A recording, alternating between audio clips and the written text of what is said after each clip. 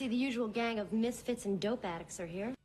Because on this day. In 1978, Dire Straits released their first major label single, Sultans of Swing. Pretty fancy guitar playing there. Yes. Oh, yeah. The lyrics, it says here, inspired by a performance of a jazz band playing in the corner of an almost empty pub in South London. At the end of their performance, Mark Knopfler was there watching them. Mm-hmm. At the end of their performance, the lead singer announced their name. We're the Sultans of Swing. It's a great name. And Knopfler found the contrast between the group's dowdy appearance and surroundings and their grandiose name amusing. That's why we're the Sultans of Swing, man. I like that. And then this is cool, too. You know, it talks about the way he sings the song. It's little notes of Bob Dylan in there, a little bit of Lou Reed in there, and that's all intentional. Yep. And then, go ahead. I hear that, and they do not sound like a British band to me. Not at they all. sound very American, very Here's what almost country rock. Almost. Rick Moore of American Songwriter said this. I think this is great. With Sultans of Swing, a breath of fresh air was exhaled into the airwaves of the late 70s.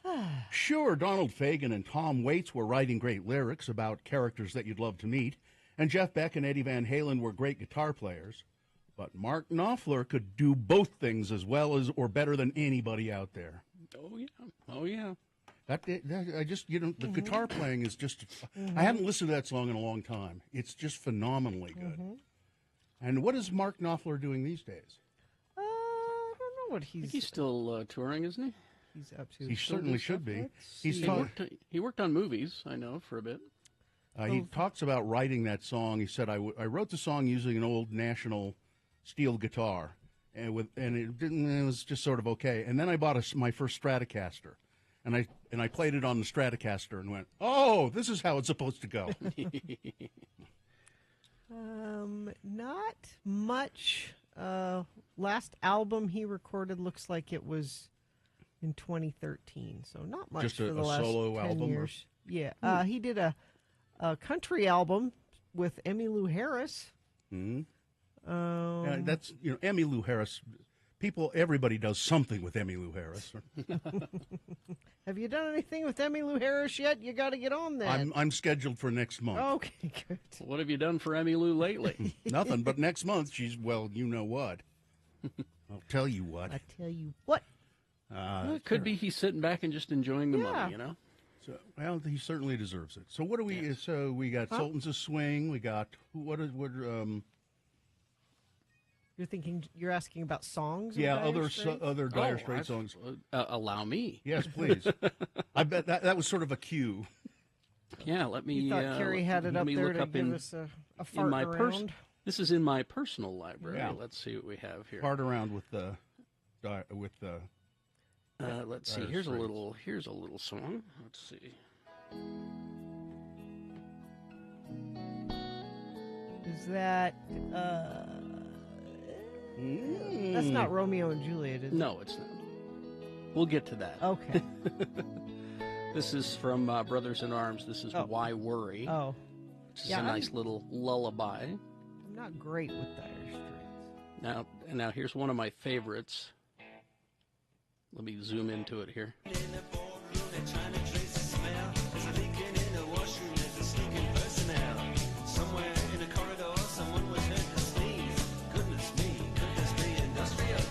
Oh, yeah.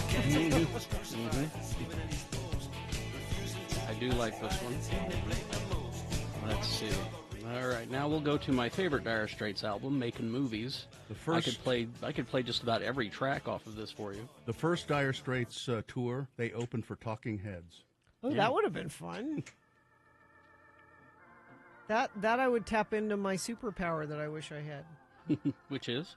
Time travel concert goer. That's all I want to do. I can't kill Hitler. I can't do any. My time travel only allows me to attend concerts. No, you must kill Hitler. Nope. You must kill Hitler.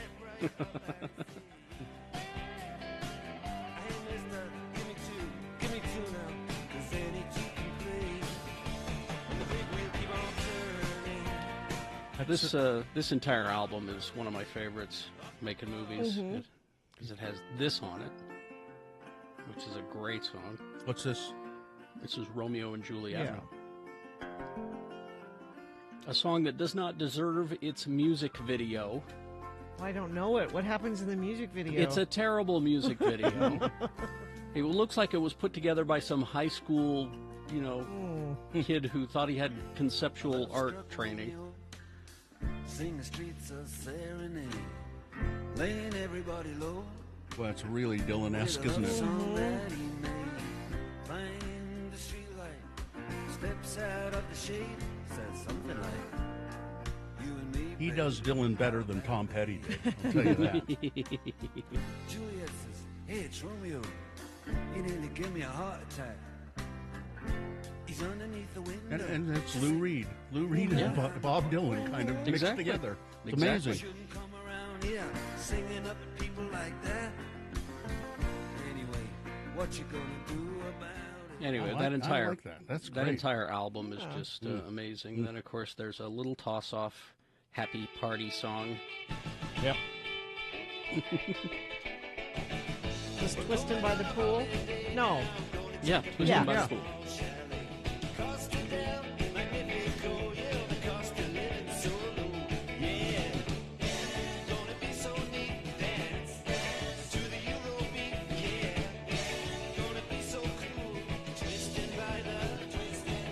There's a bunch. There's a bunch of Dire Straits that's just really good.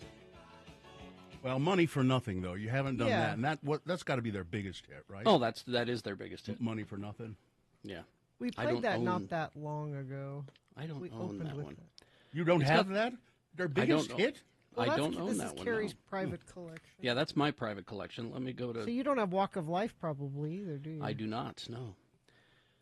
Here's Money for Nothing, of course. We all know this one with the problematic lyrics.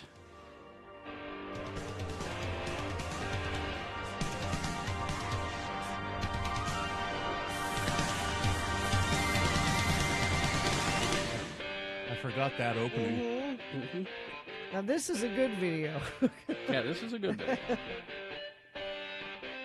Look at that, look at that.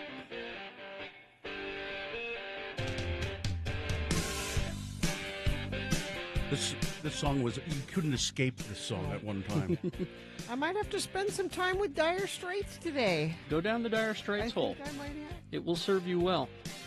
This was another one where he observed people in the wild and wrote a song about it. Yep. Play the guitar on the MTV. That ain't working. That's the way you do it. Money for nothing and your chicks for free. He said he was in an appliance store, I want to say. No, he was in the lobby of a hotel. Lobby of a hotel. And there were like worker dudes like moving furniture and he was just like what they were talking about. and like, look at the rock band hanging out in the lobby of the hotel. Yeah, that's they're lazy. We got some movies, color TV.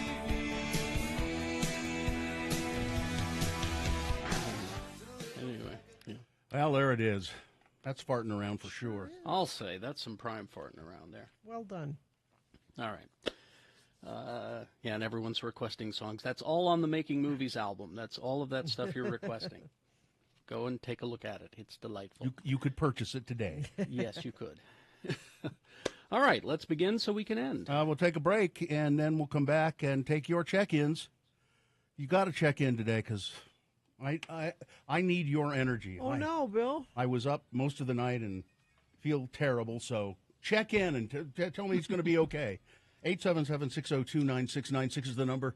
Check in with the Radio from Hell show. We like to hear from you in the morning.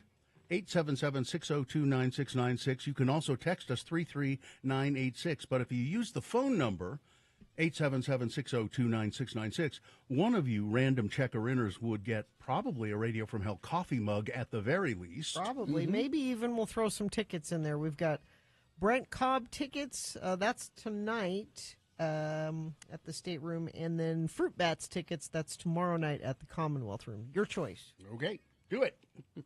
Ladies and gentlemen,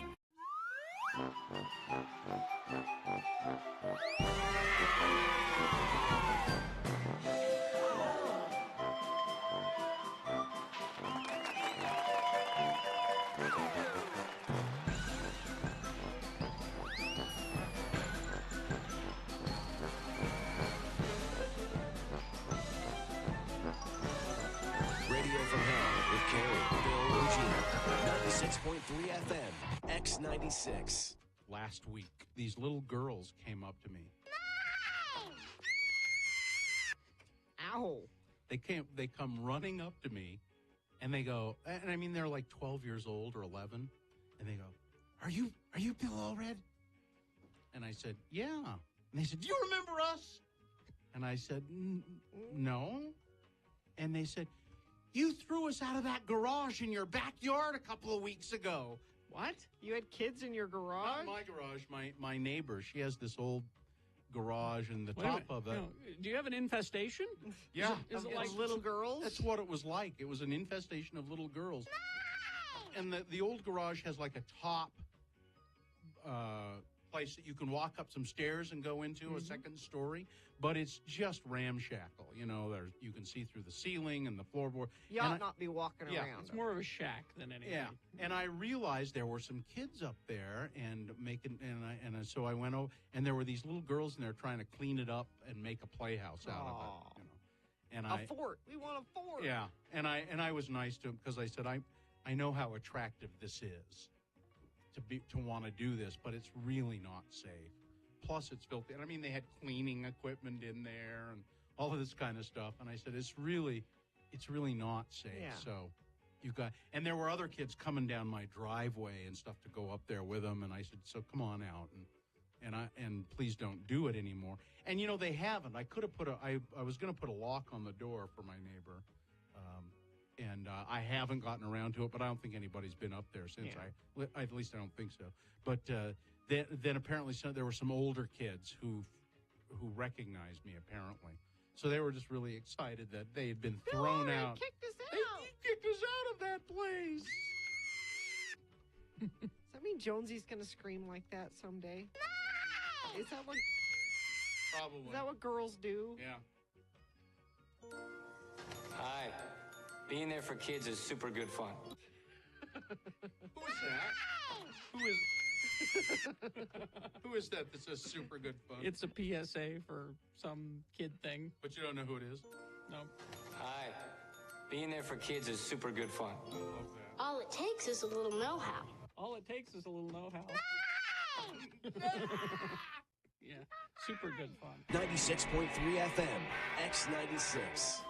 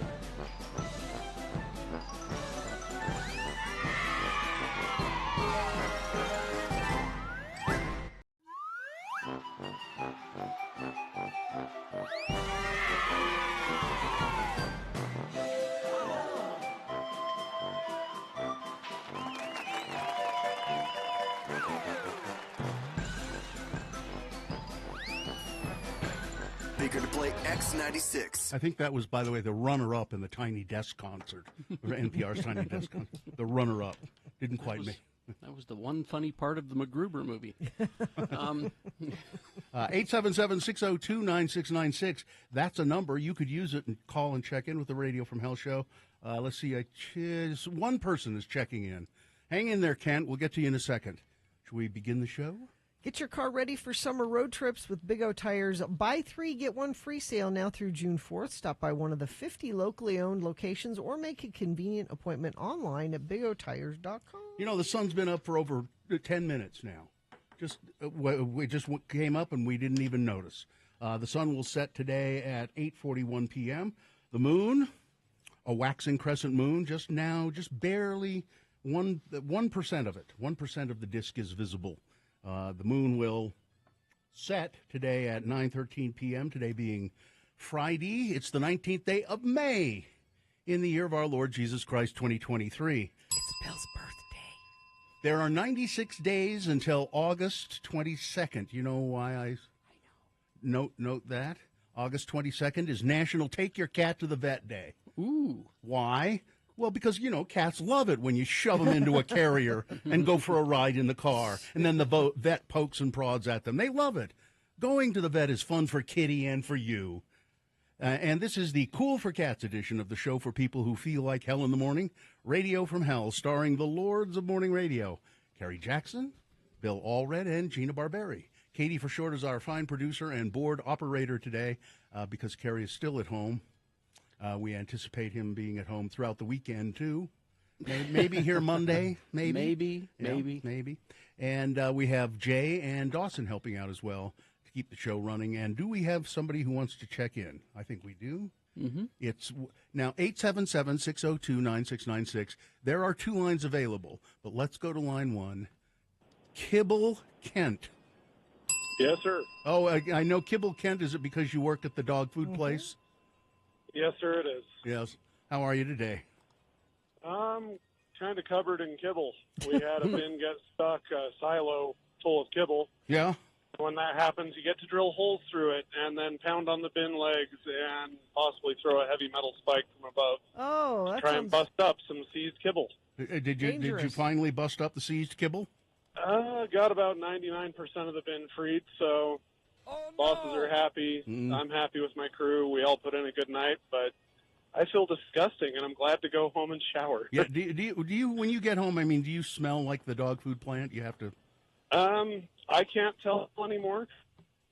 But you do. But my kids certainly notice. Yeah. My daughter and my son that tend to borrow my car and head to high school, get out and roll the windows down as soon as they get in the car. Well, it's great. Now, making the kibble there in Ogden, is it? Yeah. Is it several different brands? They package it under all kinds of different brands? Yeah, we are actually a kibble co-op company, so there's multiple different brands that get it made through us. Very few are in any grocery stores or anything like that. It's more pet standard stores like Petco. Veterinary offices and places like that. Yeah, it's more of the high-end kibbles for, like, your dog's overweight or your dog has health problems or it's really old. Listen, I pay like $40 a bag for cat kibble. You can't buy it without a prescription. I have to have a prescription to buy this damn cat Some food. of them are really crazy. Yeah. And you should say you smell like high-end kibble, not just regular. Yes, I do smell like high-end kibble. It's got real salmon oil and real chicken there you go. And real chicken meal. There you go. You smell like name brand kibble, not store brand. Yeah, not store like brand. Authority. I think you should refer to yourself as high-end Kibble Kent. Yes. Oh no! I think we just go with Kent. Okay. All right. Well, Kent, thanks for checking in. Nice to hear from you. Thank you. You guys have a good day. You see how easy it is to check in? 877-602-9696. You can do it too. Trucker Mike checking in. Happy birthday, Bill. Hope you have a wonderful day. Not my birthday. It's not my birthday today. It is. All right. Chef Roy checking in. Good morning. Happy Friday. That last drop sounded like Lana Del Rey. Well, I don't know about that. Johnny B checking in, listening while enjoying a piece of Little America Cafe's nosh cake. Ooh, that sounds good. It provides just the right amount of resistance while chewing it. Bill, might I suggest a cry under a tree? Yeah. I had my hormonal IUD removed during my lady surgery, and my emotions are all over the place. I had a nice cry under the tree yesterday. I think I'm going to have my lady parts looked at. Yeah. And my IUD removed. And then perhaps. you can cry under a tree. I You can think do so. all those things. I think so. Heather, Louise, and Clementine the cat checking in. Louise with the sinus infection, which is probably not helped by the cat. This is true. It's funny how upset my dad gets when he hears the edited version of Money for Nothing. Oh. Because they take out the F word. Yeah. It's, I was looking at the lyrics, and they use that F word, but to me it's not problematic in that he's writing what somebody else is saying. Right. He's writing a character. And he's not, he doesn't care for those people who say Yeah, that. exactly. At all. So that's why I think that one might be okay. I think so, too. well. Yeah. Let's see. Happy birthday from Wendover. All Austin, of Wendover. All of Wendover. Austin from North Ogden checking in. I love Olive Wendover. She's lovely. I took, speaking of sinus infections, I took Jonesy, my daughter, to the doctor yesterday. I'm sure she has a sinus infection. And you go there and you're thinking, please give her an antibiotic. Please give her an antibiotic. And they're like, well, if it's not better in a few days, call us. We'll give you an antibiotic. I'm like, would you just please give her an antibiotic? But no. So you careful. So you know better than the doctor. No, I know why they're being stingy with the antibiotics, but Well, if she doesn't need an antibiotic, she shouldn't I have. think they're trying to make people wait a little, and it probably works because she'll probably be fine in a few days. But We have one more call real quick. Is it Devin? Devin, hello. Yes, Hi. it's Devin. Yeah, go ahead. Hi. Well, I just pulled a double shift, and I'm really tired and got out of work, and I'm glad to hear your voices, and happy birthday to Bill. double shift doing what? I'm a warehouse manager, and but today kind of had to help in multiple areas just due to unforeseen issues. But I'm really happy to have an early weekend, so spend some time with the wife and kids. Well, listen, it says you're driving around up in Willard, the Willard area. Is that right? Yep, right now. All at right. the moment. Well, be careful. I know you're tired. Just All right. keep your eyes on the road and your hands on the wheel. Get yourself home. All right. All right. See you later. Thanks for letting Thank me you very listen. much. Bye. All right. Traffic, Gina, please. So far, so good. Even in Willard, things seem to be moving well. I have no accidents to tell you about, no slowdowns even. If you see something, though, you can text us 33986, and I'll pass it along. Win a Prime IV Hydration and Wellness Prime IV drip, like the Immunity Armor drip, the Revitalizer, or the Myers Cocktail, including free consultation, full body massage chairs, and oxygen. More information at primevhydration.com. Text the word PRIME, PRIME, to 33986 now to enter to win. All right, we will take a break. In our next break, Big Boy News and a Pinuendo, and Frank Christ presents They're Fine, They're Just Fine, the Dead Celebrity Game. We'll tell you how to play and what you'll win coming up after these, X96.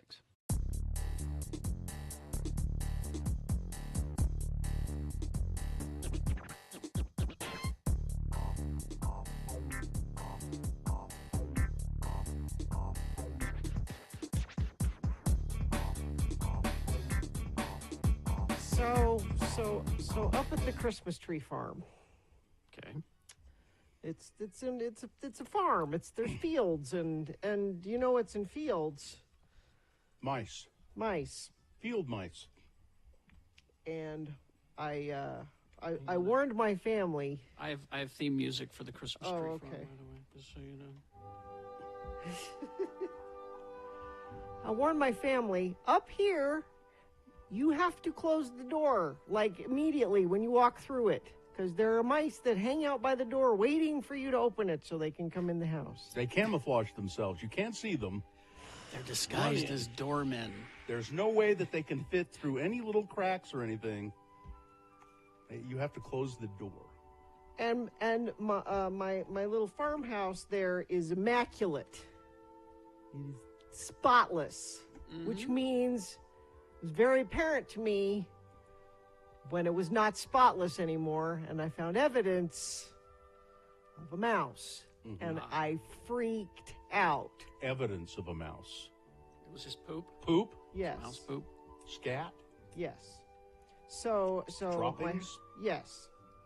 So clean them up, and my husband said, "I'll set some traps. We'll get him. We'll get him." Well, that was a couple days ago that he set the traps. Now I am heading up there as soon as we get off the air here to go meet Zero Res because this is not a commercial, by the way. No, it's not because I need the place. Because of a few mouse droppings. Yes. Why don't you just get a flamethrower? But what my point is, or a cat. Yeah. Joe set the traps with peanut butter. That's what made me think of this. Because they like the peanut butter. So, but he set the traps and left, and now I will be the next person to go back to the house since the traps were set. So there's likelihood that I will encounter carnage of some sort. And the smell of such carnage. Because they sit for a few days, they start getting ripe. So this is what my afternoon holds. This has been on your mind and bugging you all morning. Yes. Worrying you all morning long. And what do I do? And if it's there, I don't want to touch it. But I can't leave it there. You can, okay, get a shovel. If you're going to throw away the trap, are you going to throw away the trap? Yeah. Oh, I think. I don't know. I don't want to separate the mouse from the trap. A lot of people, you can reuse them. No. You know, I mean, if you're brave enough, you don't need to do anything, wear gloves or anything. Just wash your hands thoroughly when you're done. But just release the little critter into the garbage and then... See, this music is all idyllic, and that does not pair with what awaits me. This is the idols of nature, Gina. This is what it is. All right, let me see if I can find here. This is the new farm music, then. Okay. New farm theme. Well, Gina, maybe you can appeal to the... Why don't you be the weak damsel who doesn't know how to deal with things like this and say to the Zero Res man, because I'm sure it'll be a man, "Oh, I just don't know how. Oh," and he'll say, "Oh, I'll take care of it for you, little lady. Don't you worry." My stars. What? Yeah. I'll faint on the couch. The damsel in distress. Yeah. My stars. Okay, so if you're not willing to get a cat, okay, you're not willing to get a cat, then you need to call the rat catcher and get one of these traps that I have, 3 of them set up in our backyard. Yeah. And I haven't seen rodents for a couple of seasons now. Really? They're this poison bait inside. It's made so that only a rat or a mouse can crawl into it to get to the poison bait. So it's safe for the animals. Dogs can't get to it. Dogs, even cats can't get into it. I wonder about Bunny. I don't think Bunny can fit in that because it's like it's a real curve to get to where the poison food is. And they go and eat it, and it doesn't kill them right away. It kind of slowly kills them.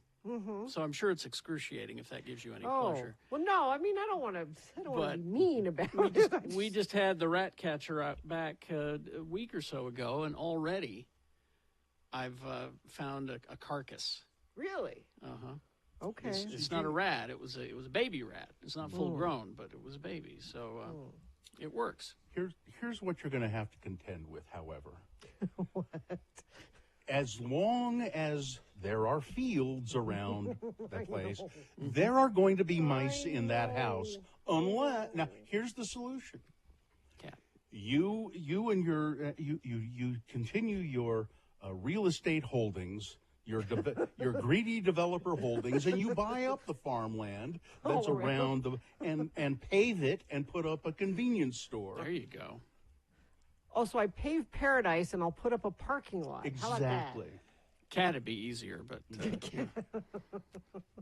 But the cat, you can't leave the cat there No, alone. I can't. We don't live there full time. that'd be so I fine. can't. Cats are fine. So you will have that problem. There's an owl that lives in the tree outside, He which gets is a real. few. Yeah, I would think he would take care of it, but Well, play the damsel in distress and say, Okay. "Oh, Mr. Owl." oh, could you please? I'm sorry, I only eat all-day suckers. The ones with the Tootsie Pops in the center. That's all I eat. Was there an owl doing Would you like to know how many licks it would take to get to the inside of a Tootsie Pop? with an owl 3. tongue? Yes. 3, I discovered. Do owls eat Tootsie Pops? Yes. Don't you remember the classic commercial? I don't remember that. No. Mr. Owl, how many licks does it take to Really? get to the... Let's find out. 1, a 2, a 3, crunch, a 3. I don't remember that. I don't know how you forgot it. Classic.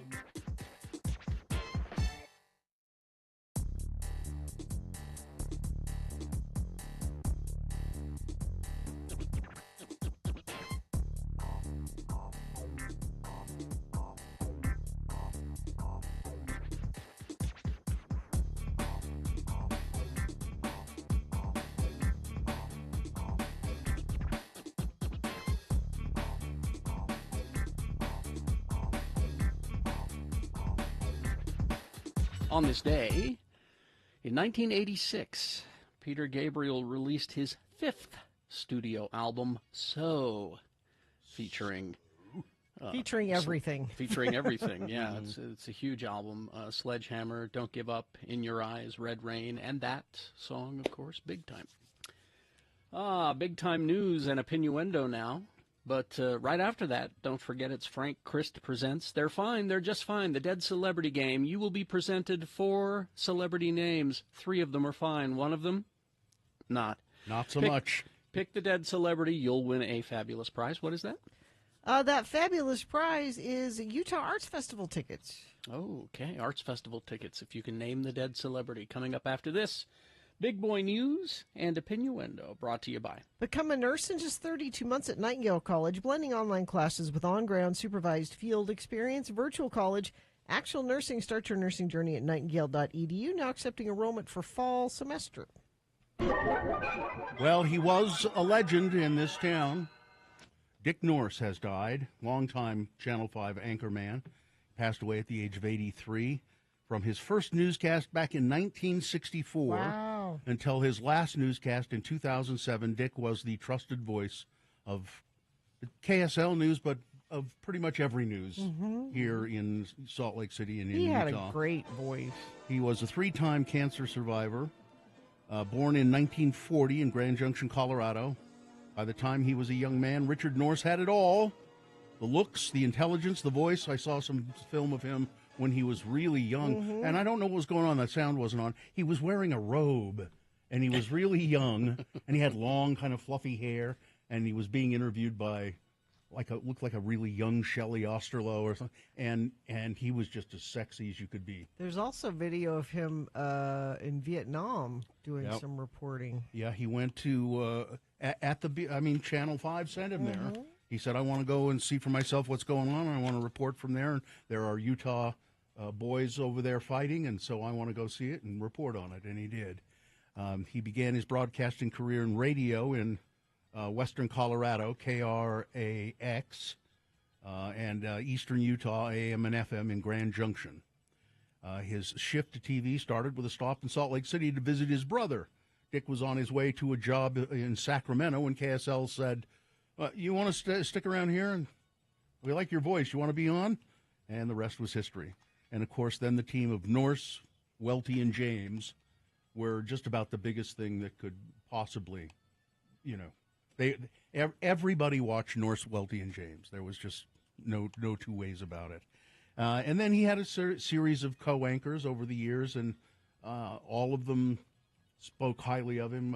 I remember Shelley Thomas. Deanie Wimmer? Deanie's still there, Nadine Wimmer. But it's Deanie because that's what Dick called her. Deanie? Back to you, Deanie.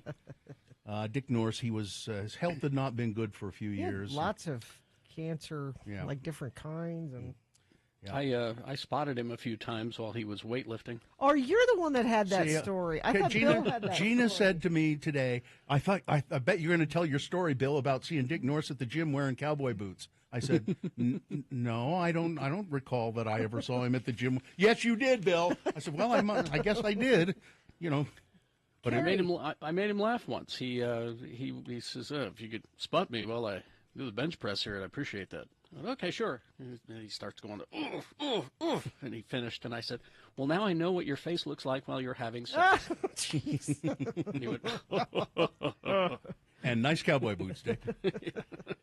A federal grand jury has indicted a Minnesota man on a charge of stealing the ruby slippers that were worn by Judy Garland during when she was Dorothy in The Wizard of Oz. He's just trying to get home, and that's the only way. Federal prosecutors in North Dakota say Terry Martin stole the slippers back in 2005 from the Judy Garland Museum in Grand Rapids, Minnesota. The burglar reportedly broke into the museum through a back door window. No alarms were triggered. No fingerprints were found at the scene. The shoes were finally recovered in 2018, a sting operation following an investigation by the FBI and Grand Rapids Police Department.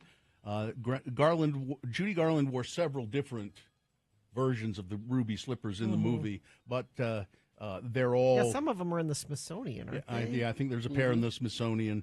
The slippers that were stolen were insured for $1 million.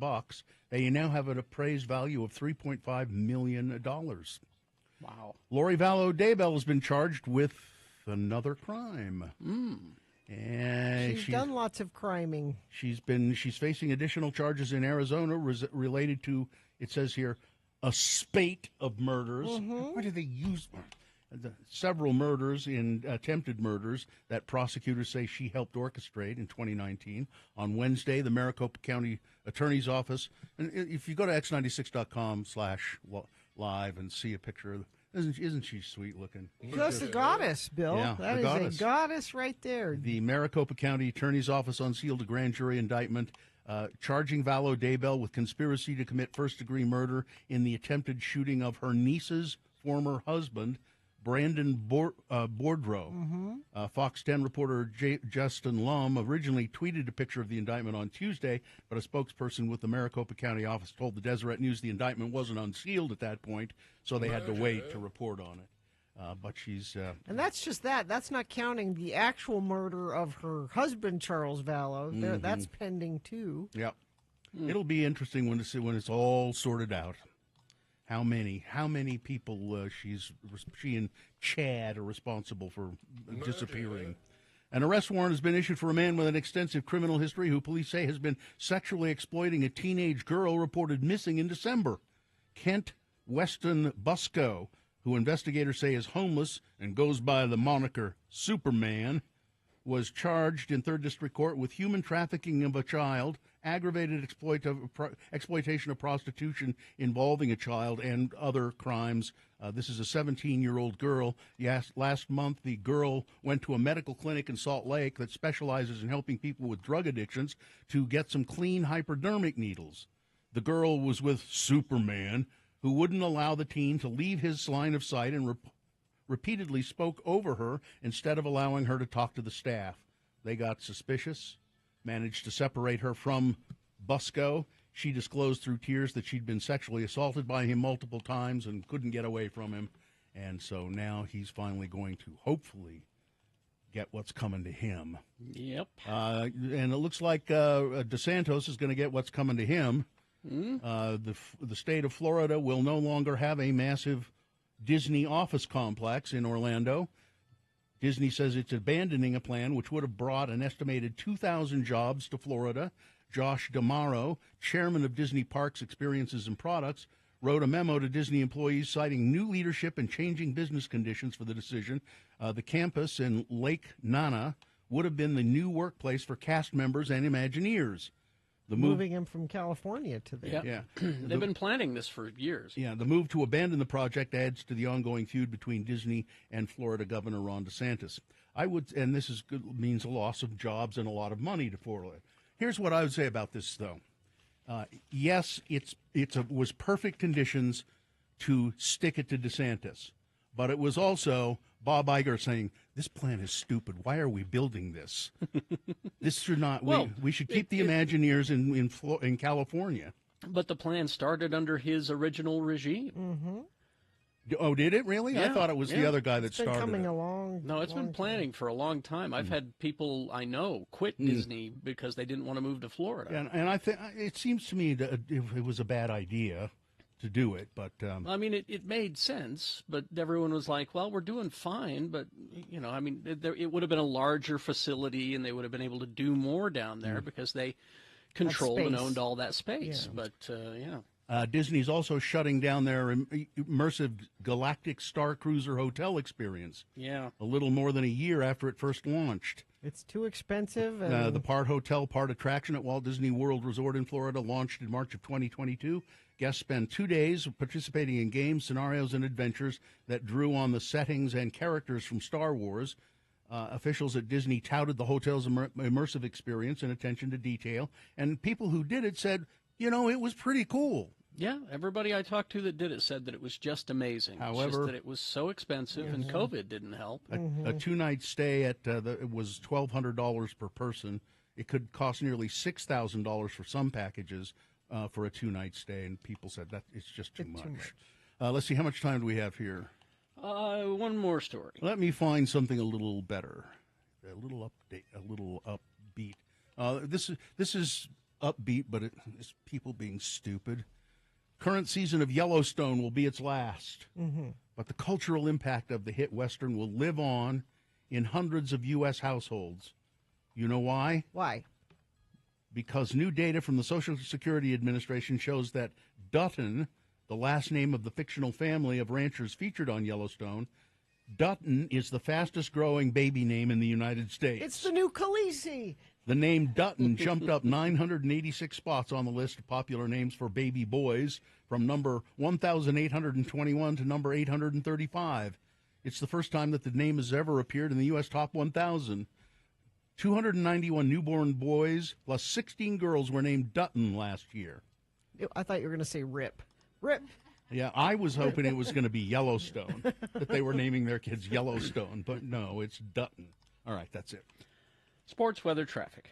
Let's see. Oh, the Lakers are in trouble. Denver leads the series 2-0 with a win last night, 108-103. Heat and the Celtics tonight at 6:30. In the NHL, Florida Panthers over Carolina Hurricanes 3-2. Florida leads that series 1-0. Stars and the Golden Knights today at 6:30. That is your sports weather. So today, not much chance of any thunderstorms. Sunny and high of 81 or 84 tomorrow. So nice and sunny all weekend long. It looks like early part of next week is your next chance of showers. And we can skip right ahead because we've got no traffic to tell you about. Things are moving well. If you see something, though, you can say something and text it to us, 33986. All right, phone calls. We need them to play Frank Christ Presents They're Fine, They're Just Fine. Line up now at 877-602-9696. You could win Arts Festival tickets. It's a very easy contest that you will more than likely win. Let me tell you about your prize. Utah Arts Festival is back June 23rd through the 25th at Library Square. Join us for Utah's largest multidisciplinary outdoor event, fine and non-traditional art, contemporary works, live music from artists and musicians, both local and national. You can win tickets from us or maybe from Todd Newcomb on your drive home. Ticket links and more at x96.com. Frank Christ is here. Your scooter has gotten quieter, too. Well, I park it outside. If you look out there, you can see it's in your cantina. Oh, there it is. It's hovering over the sink. Yes. And then I can just summon it with a wave of my hand. Frank Christ, the Celebrity Reaper, has joined us in the studio. He has given me a list of celebrities, actors in this case, who, three of them on this list. Three of them are fine. They're just fine. I've checked up on them. They're fine. But one of them, Frank had to take. I did. It's a game we call Frank Christ Presents. They're fine. They're just fine. And this is a difficult list you've given me, Frank. Well, I thought we'd end the week on a kind of a tricky one. It is a tricky one. And do we have a contestant ready to go? We do. Wendy is on the phone. Wendy, how are you, Wendy? Hi, I'm pretty good. How are you? Pretty good. Are you? You might be fine. I'm fine. I'm just fine. There you are, Wendy. Thanks for being the parrot we love. Wendy, you know how the game is played. I will read you this list of celebrities. Frank has reluctantly, sadly, taken one of these away from us. But three of them on the list, they're fine. They're fine. Yeah. So here we go. These are all actors. Yesterday we had actors who had played Sherlock Holmes. Well, today it's actors who played Sherlock Holmes' companion, Dr. Watson. So all of these actors have played Dr. Watson. Number one on the list, Ben Kingsley. He played Dr. Watson in a version called Without a Clue. In this Sherlock Holmes version, Dr. Watson was the genius, and Holmes was an actor hired to pretend to be a genius to protect Dr. Watson's reputation as a physician. Seems a little far-fetched, yes, but there you go. Kingsley has won an Academy Award, Best Actor for Gandhi, a British Academy Award, and a Grammy Award and 2 Golden Globe Awards. Number one on the list, Ben Kingsley. Number two, actors who have played Dr. Watson. Robert Duvall. He was Dr. Watson in The 7% Solution. He's the recipient of an Academy Award, 4 Golden Globe Awards, a BAFTA, 2 Primetime Emmys, Screen Actors Guild Award.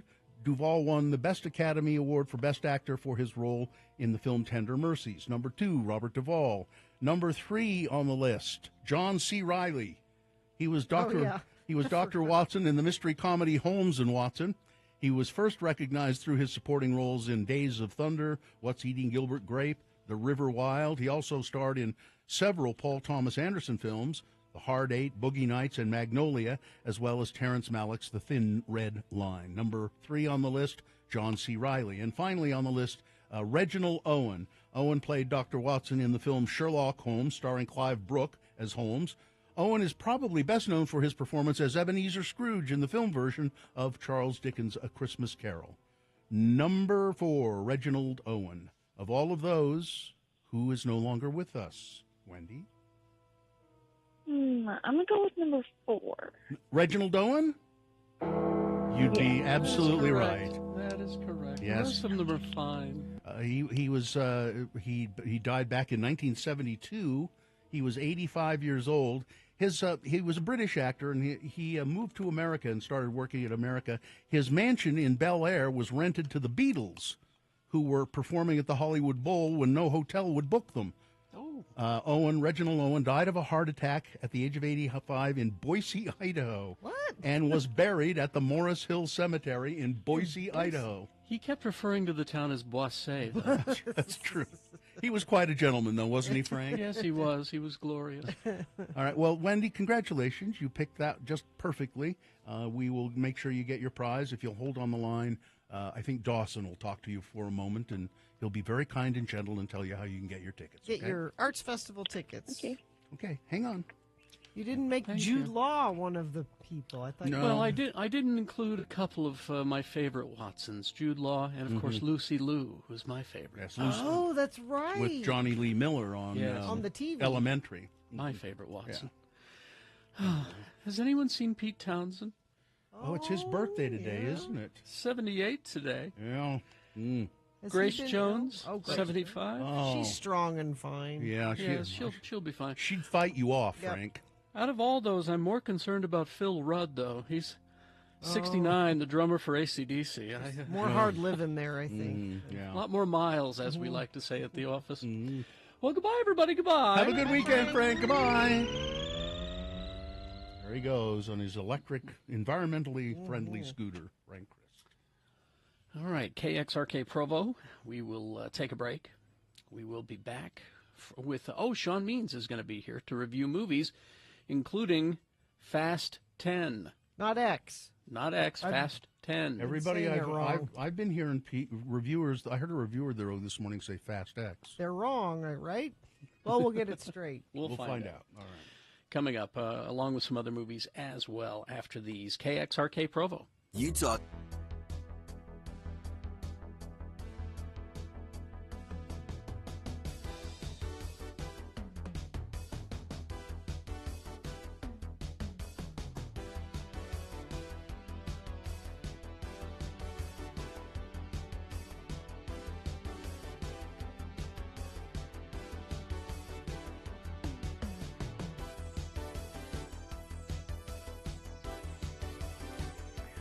Sitting here in my room with Dean Cardinal, Worldwide Trekking, and a man who's become a good friend, Geljan Sherpa, and we're sitting here talking to you on a cell phone, essentially, which is amazing to me that you can do this where we are. Let me try to describe this. We are actually in a really remote part of the world. You can helicopter in here, but it's horribly expensive, and people don't do it much. People walk to get to these places, and they walk for days and days. There are people who live way up in the Khumbu, and they come down here. Kind of the Namche Bazaar is, would you say it's a halfway point between here and Lukla? Yeah, and it's a trading spot between, the valley and Tibet, and a place where people come together for the Saturday market, to trade goods, to buy goods, and everything else. And so people walk for a long time to get to these places. And people walk, they'll walk from very remote places up by Everest, and they'll come down here to trade, as Dean said. But what's really unusual is that people have cell phones everywhere. It's just stunning in its incongruity. It's just incredible. You'll be walking, I'll be puffing my way up a trail, and some Sherpa kid will be, carrying a big heavy load of stuff and talking on a cell phone. It's just an amazing thing to see. I should describe a little bit. I don't think I described very well. Coming into Namche Bazaar, there are these giant prayer wheels in houses. I'd forgotten about this, and I asked our friend here, Geljan, what those were, and he said the river used to run under those prayer wheels and turn the prayer wheels, but the river has been kind of diverted. I don't know why, but they turn the prayer wheels anymore. So yeah, so it's just such a world of contrast here, and you'll see all of these Sherpa kids wearing, kind of American, westernized-looking clothes and talking on cell phones. But then they're also very into their culture. And I just want you to tell people really quickly, Geljan, what you call your son. What's your nickname for your son? My son's nickname is Chicken Head. Chicken Head.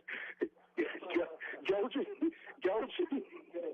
You see, Geljan is like fathers everywhere. His son, Pasang, right? Pasang has a kind of a weird hairdo with it kind of sticks up, and he's dyed it a kind of a red color, and so his father, being like fathers everywhere, doesn't like it, so he calls him Chicken Head. Anyway, we'll have more from Namche Bazaar. I'm Bill Allred, heading for Tibet. Tibet? No, not Tibet.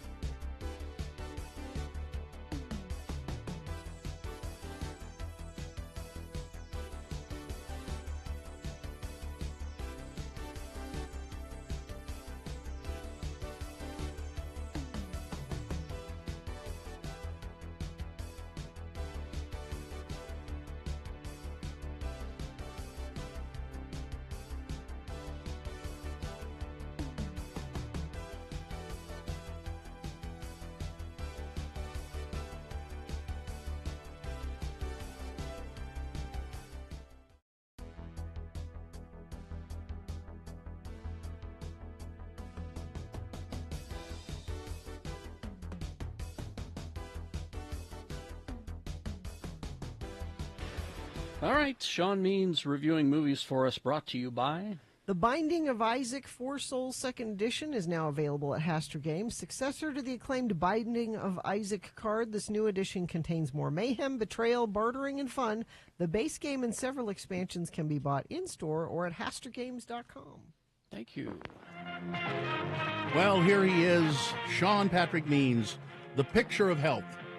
Thank you. You're in the pink, as they say.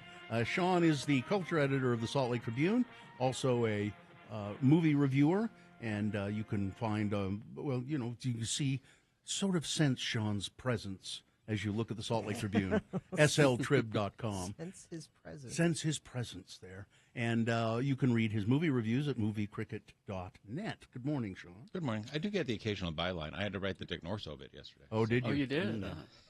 It was probably already... Did you have a we usually do. We did not have one ready Really? for him, which was a mistake. So Well, everyone expected he would live forever. Exactly. Yeah. Let's see what we got here. Movies. We've got the artsies first. Yep. We got one massive blockbuster this week, but we got a couple small ones first. Yes. We'll start with Master Gardener. This stars Joel Edgerton as Roth, who's a solitary man in charge of a giant garden on an estate run by a rich woman played by Sigourney Weaver. And one day she asks him to hire her grandniece, Maya, to be an apprentice gardener. And he says yes, but soon gets a taste of the wild life she's had and how it might mess with the well-ordered life that he's built at the garden. Mm-hmm. And we find out that the reason it's so well-ordered is that he has a dark past. This is written and directed by Paul Schrader, who even 50 years later is still pretty much best known for writing Taxi Driver. Yeah.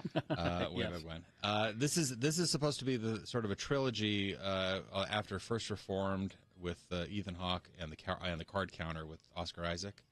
All of them about isolated men battling their demons. There is sort of a law of diminishing returns at work here. This one doesn't quite have the same intensity as the other two. I'm giving it 2.5 stars. That's mostly for Sigourney Weaver. She's great in this. Well, you got to give it 2.5 stars because apparently there's an actor in it named Quintessa Swindell. She is Maya. She's the young woman. She's the daughter? You would recognize her from Black Adam. She was Cyclone. Oh, okay, yeah. So, yeah. Oh, she wasn't bad in that. Yeah. So 2.5 stars, and this is at the Broadway and a few other places. Master Gardener. Yeah. Okay. Master Gardener, 2.5. Yep. All right, Carmen. So this is the classic Carmen. It pretends to be, but it's not really. About the Romany woman who can't be tamed by a man. That's right. That's the opera, right? Mm-hmm. This Carmen is a young woman in Mexico who's crossing the border to escape the drug cartels. Mm-hmm. She gets into New Mexico. She gets caught by some volunteer border trackers. One of them is nasty and one of them is nice. And when the nasty one attacks her, the nice one kills him. And so his name's Aiden. So Aiden and Carmen are now on the run together, trying to get to Los Angeles, where Carmen has some family and some relations. Mm-hmm. Carmen is played by Melissa Barrera, who would be familiar to you for the last couple Scream movies. She also was in The Heights. She was the female lead in The Heights. So she can dance, she can sing, which is important here. Aiden is played by Paul Mescal, who just got the Oscar nomination last year for After Sun, the little Scottish movie. This is mostly told through dance. A lot of this movie is told through dance. The director is Benjamin Millipede, who is a dancer and choreographer. He worked on Black Swan, which is how he met Natalie Portman, and they got married and had a kid, but not necessarily in that order. Barrera is an amazing dancer, and so there's a lot of sort of experimental. They'll break into dance sequences in the middle of what's going on. It's hard to picture what you're talking about. The problem with it is that I wish there was more dance. Because does it need to either be that or not? Yeah, it's sort of in that realm. It's like if you're going to go for it, go for it. It's be La La Land. In the old days, you'd probably think of like American in Paris or something like that, which is just like so dance centric. And the dance sequences are the most fascinating part of the movie. So, 3 stars for Carmen, and it's playing at the Broadway. Isn't it interesting that a choreographer's last name is Millipede? He's French. It means, yes. Millions of legs. All right. It's the fartsies. It's the fartsies. It's the only one opening. Katie's ready. It's all about Fast 10. Fast X. It is, which sounds like a denture cream, a gastric treatment or something. This is the 10th movie in the Fast and the Furious franchise, and okay, so the last one in nine we went to space. In 8 we had a submarine. This is even sillier than those. Oh, good. I mean, space should be the last one. Don't you end in space? I think you end in space. Yeah. But, so this is people are and people like Katie are not going to care because it just makes the cars vroom vroom a lot. I've heard people refer to Fast and Furious as the Hot Wheels of the movie. Oh, it's just like Hot Wheels wishes it was this successful. But this is what happens when you have kids who crash their Hot Wheels together all the time, and it's like let's make a movie of that. Let's clear up the title first of all. Are they calling it Fast X or Fast 10? They don't care. As long as you don't call it late for dinner, they don't. As long as you lay down your 10 for the ticket. Yes. Okay. The new big bad here is the son of the bad guy from Fast 5, and if you don't remember that, don't worry. They do a bit of retcon at the beginning to remind you and make the new character fit in. The new character is Dante. He's played by Jason Momoa. And the trailer, he's got some funny one-liner things that I he's like. He's very flamboyant, and I don't know whether that's the traditional flamboyant or the code word for gay flamboyant. Oh, okay. I don't know. There's never he doesn't have time at any point to actually have a life. Is he sandwich crazy? He's too busy. He's too busy seeking revenge on Dominic Toretto. But not just killing him. That's the Vin Diesel character, of course. Oh, okay. Not just killing him, but making him suffer first, and making everybody close to him suffer, and anybody who's ever helped him suffer. Which means everybody who's been in any of these dang movies is going to show up at one time or another. And suffer. This fool. What is he? Sandwich crazy? So and he starts out by putting a giant bomb close to the Vatican because why not, and making Dom's crew take the fall for it. So they get cut off from the agency, the shadowy, CIA, whatever, and they're trying to catch him. And the one agency person not trying to catch him is Brie Larson, who we're told is the daughter of the Kurt Russell character from the past movies. So bunch of callbacks. She's new. A lot of referring back to previous movies. And again, if you haven't seen them, don't worry, because somebody will always stop the movie dead to explain it to you, and make you act like you're supposed to care about what happened in all 9 previous movies. Katie cares. It all ties together. I care about most of them. I care about most of them. There are a lot of scenes where villains from earlier movies come back to be helpful. Charlize Theron is in there. Jason Statham pops up again. And so it's star-packed. And, following a long tradition of the franchise, they do bring back somebody who we thought was killed off 4 movies ago. I don't know how I feel about this. Okay, we'll talk about that later. Off right. None of this makes sense. None of it ever did. What's important is that a lot of cars race around. They sometimes go crash. And if that's your idea of fun, I'm not going to get in your way. I don't even know enough. Is Dom and his crew, are they like government agents of some sort? They started as street racers, right? Yes. And they occasionally freelance doing work for the government.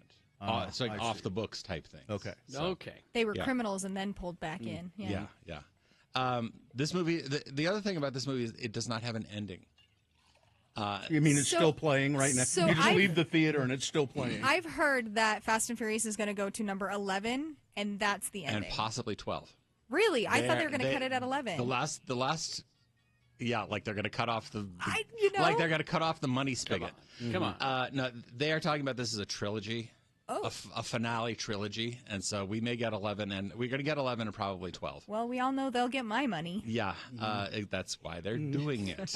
It's like we need Katie's money. Yeah. So you're gonna be like, oh come on at the end because they haven't finished, and so 2.5 stars.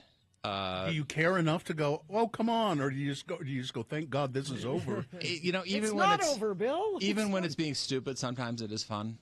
So, and that's been the whole point of this franchise for quite the last few. Yeah. Stupid fun. And of course, it's playing everywhere. If you're looking for escapism, it sounds like this is probably for you. It's the only thing playing this weekend. It's really the only biggie this weekend. 2.5 stars. 2.5. That's 2.5 for Fast X. Fast 10. I like Fast 10 because you can say fasten your seatbelt. See, I told you it was great. It's a good title. Mm-hmm. Here's the scene from it. Ready? There you go. It's not a big motor in that. They're riding weed whackers. Guy in the chat room says these movies are so old that they stole DVD players in the first one. They did, yeah. That was a thing. I see. I remember watching the first one, going, thinking this is just. I don't understand this at all, and I never saw another one. Don't you like cars, Bill? If you like cars, that's when the first of these movies premiered, the World Trade Center was still standing. That's how old these movies are. Wow. Okay. What do we got next week? Next week we got a few. We got Little Mermaid, is the live action redo of one of Disney's classics. About My Father, which the comedian Sebastian Maniscalco is basically writing his life into a movie, and You Hurt My Feelings with Julia Louis-Dreyfus, which may be one of the best movies of the year. Oh, you've already seen it, eh? Yep. It was a Sundance, wasn't it? It was a Sundance. I didn't see it at Sundance, but I've seen it. You Hurt My Feelings. And she is a national treasure. Yes, she is. All right. Well, thank you, Sean. Oh, before Sean you leave Means. quickly, Yes. they had the screening of Indiana Jones at Cannes last night. Did you see any of the video of Harrison Ford bawling his eyes out? Really? It was very sweet. It was very sweet. They gave him an honorary Palme d'Or. And he cried? Yeah, And he cried. and you don't think of Harrison Ford No. as being an emotional person, so that's why it was... The reaction to the movie itself was not so hot, because what Variety referred to as a lukewarm 5-minute standing ovation. Oh, that's sad. That's why he was crying. That's really sad. He stood there. They showed as they always do, they show a clip of your career, behind you. And then he says, they say that as you get older, your life flashes before your eyes. I just saw my life flash before my eyes. Yeah. Callista, where's my shawl? Anyway. Thank you, Sean. Make sure you go to moviecricket.net and read the Salt Lake Tribune, sltrib.com. Thank you. Traffic, All right. quickly. I need your traffic because UDOT hasn't updated in a while. So please text us if you're seeing anything out there, 33986. Do you owe $10,000 or more in back taxes, multiple unfiled years? Contact McClure and Stewart for a free consultation. Go to McClureandStewart.com today. Boners coming up. Here are the candidates you'll be voting for. Number 1, Chip Roy. He's a United States congressman, you know. Yeah. Chip Roy is threatening to defund the military. Yep. Boner candidate number 2, I want the bike. And boner candidate number 3, I have sleep apnea. And that's a crack pipe in your hand. All right. We will take a break. We will be back after these with your boner of the day and big boy news. Stand by. X96.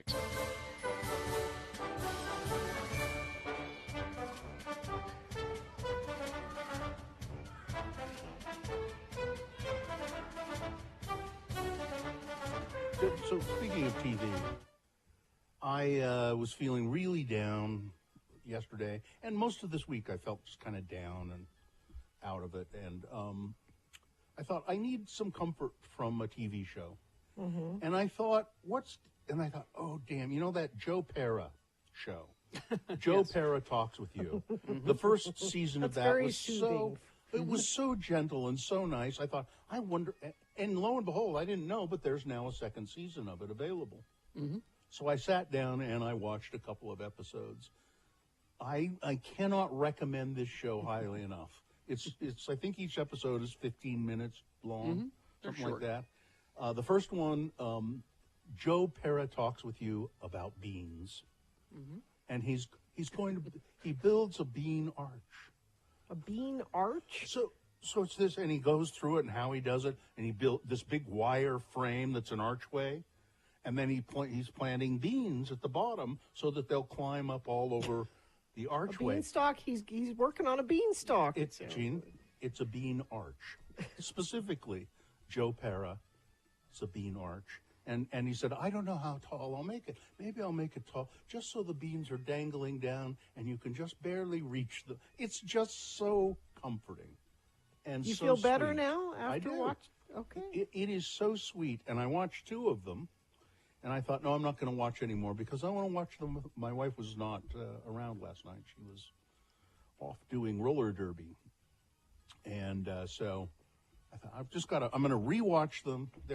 I can't recommend it highly enough. It's on Cartoon. Is this it? Adult Swim is where I watch it. Yeah, Adult Right Swim. over there. Mm-hmm. Oh, hello. Hey, Joe. Please don't come over here. Okay. I'd invite you to join us, Joe. But as you know, each breakfast crew has a delicate balance.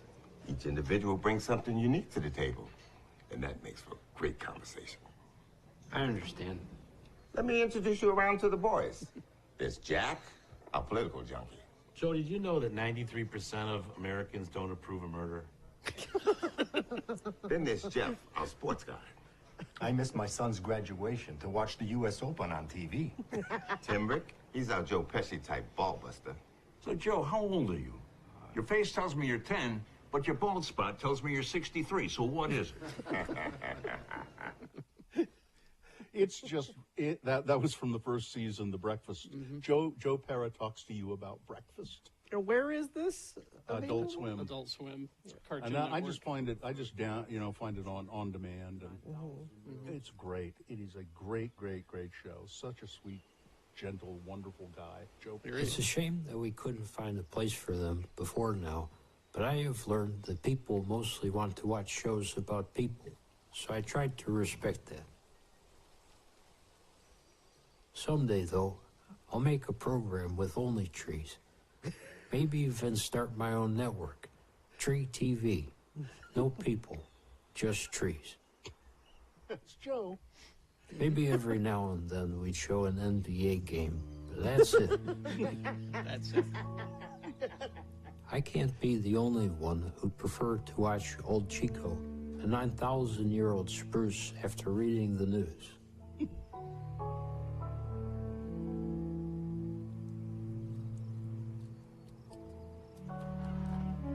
The downside is that my network won't provide much opportunity for human actors.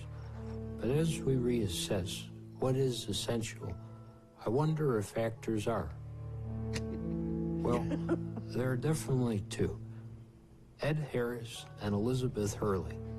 Last week, I watched Austin Powers for the first time in 10 years, and it holds up very well.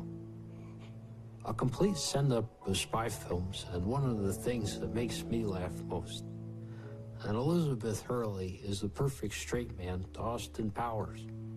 She's one of the few people who can rein him in, and that is no small feat. Can you imagine if it were only Austin Powers? It would be chaos. A town where all the stoplights are green. Fun to imagine, but in real life, fatal. Also, she's one of the only people in the movie not played by Austin Powers. It's just too bad that in the second film, she turned out to be a fembot. It's true. It was distressing to me and made dating hard for a long time. Dating hard. Not the robot part. Just imagine falling for someone who then tried to kill you. You know. But instead of going down that path, It's, why don't I give you some... He has a girlfriend in this second season now. He's a school teacher, a middle school teacher, choir and band. I think is what he teaches, the choir. So is this like voiceover, just scenery, or do you see him talk? This is. Oh no. Oh. This one is. This is an Adult Swim special called "Relaxing Old Footage" with Joe Pera. Yeah, and it's just stock footage of forests and things like that with him talking. He is a stand-up. That is a character. I hate to break it to you, Bill. Yeah. No, and I've seen him do some stand-up, and he does his stand-up as that same character. He does the character. But he has all of these wonderful non-actor actors in Joe Pera Talks with You, like those people in the Breakfast on Club. Valentine's Day, a lot of people will wear red to be festive. But I instead wear black out of respect for all the ladies' hearts I've broken with this smile. That's his stand-up. Anyway, and you'll love it. He's just it's slow and soothing and really funny. Yep.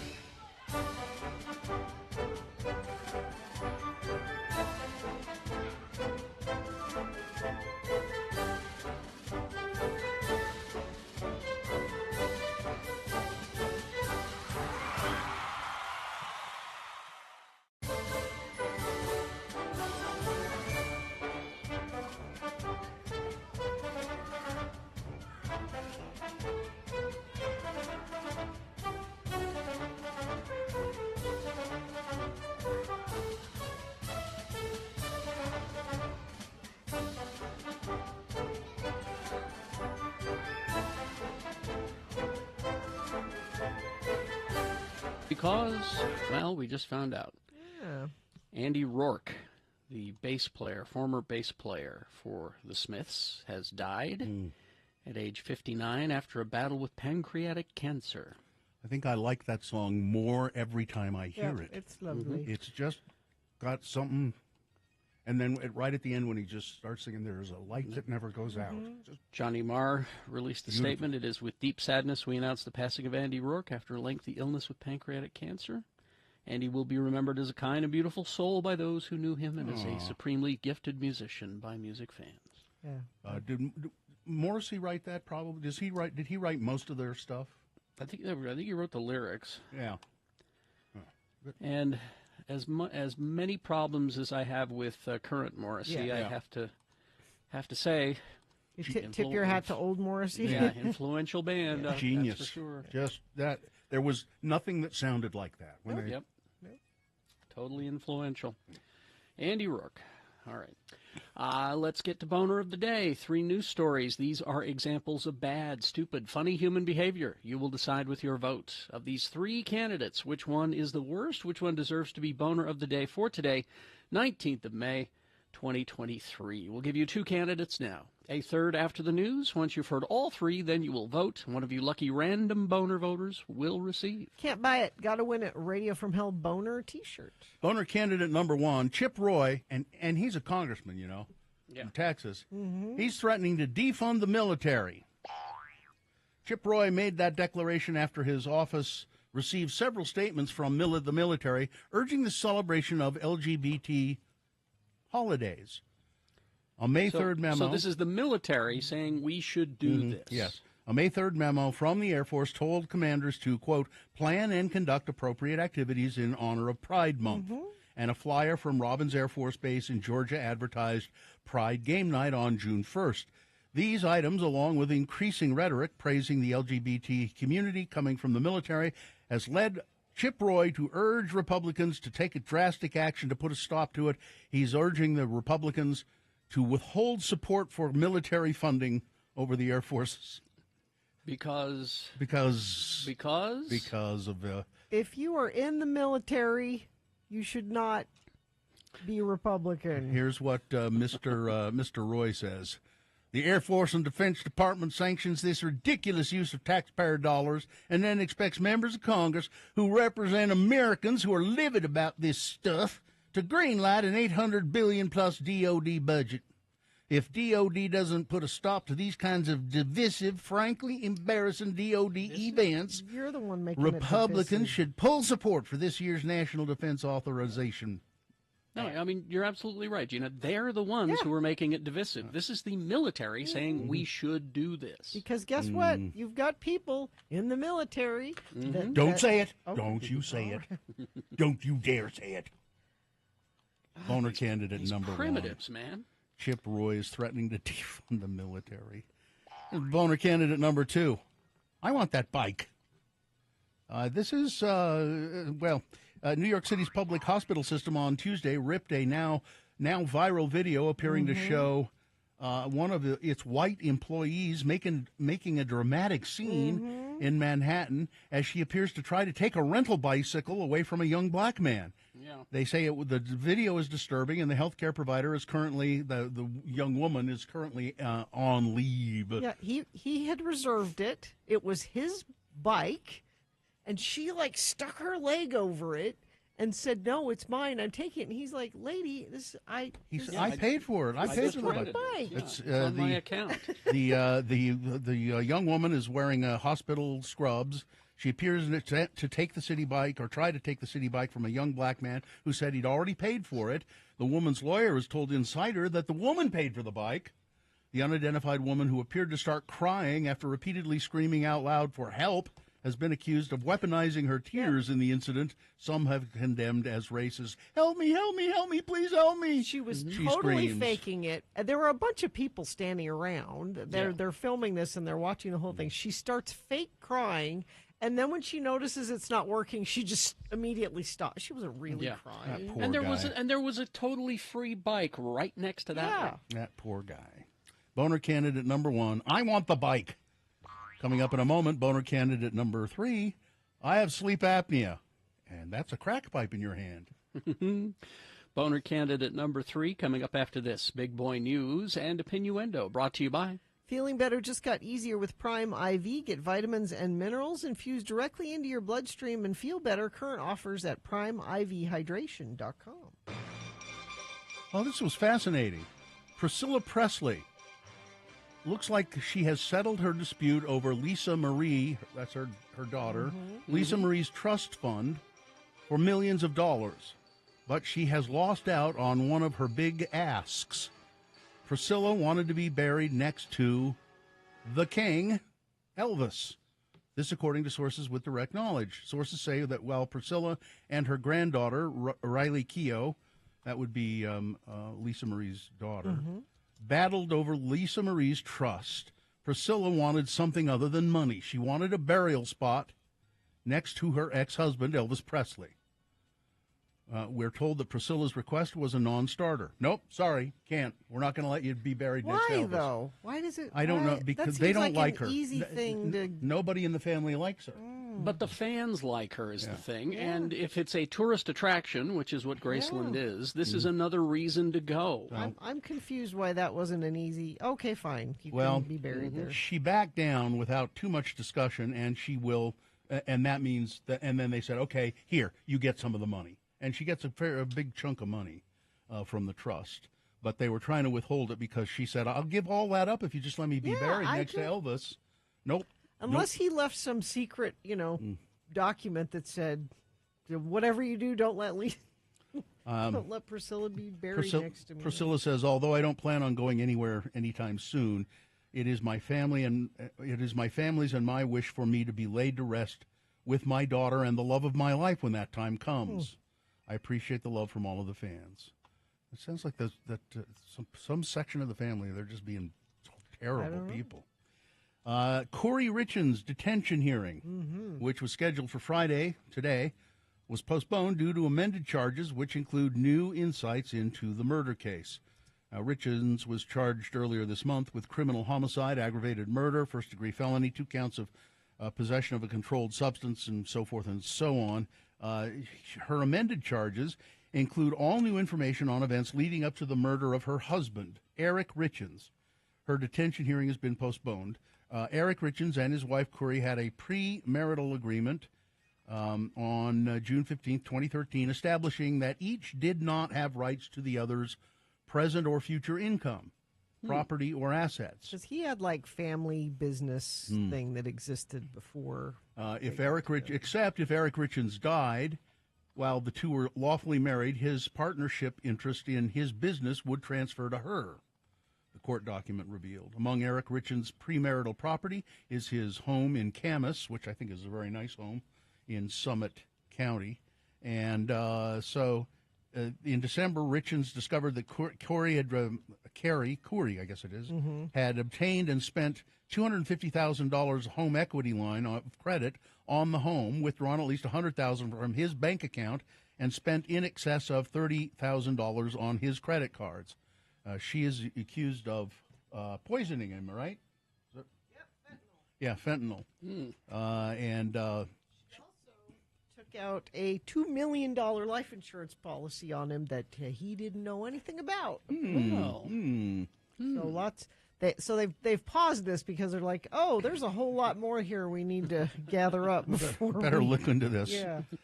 Intermountain Healthcare, after hiring a plastic surgeon with expertise in so-called bottom surgeries for sex change operations, they've hired this person as its new gender care surgical director. Intermountain Healthcare says, though, we will not provide that care for transgender adults diagnosed with gender dysphoria.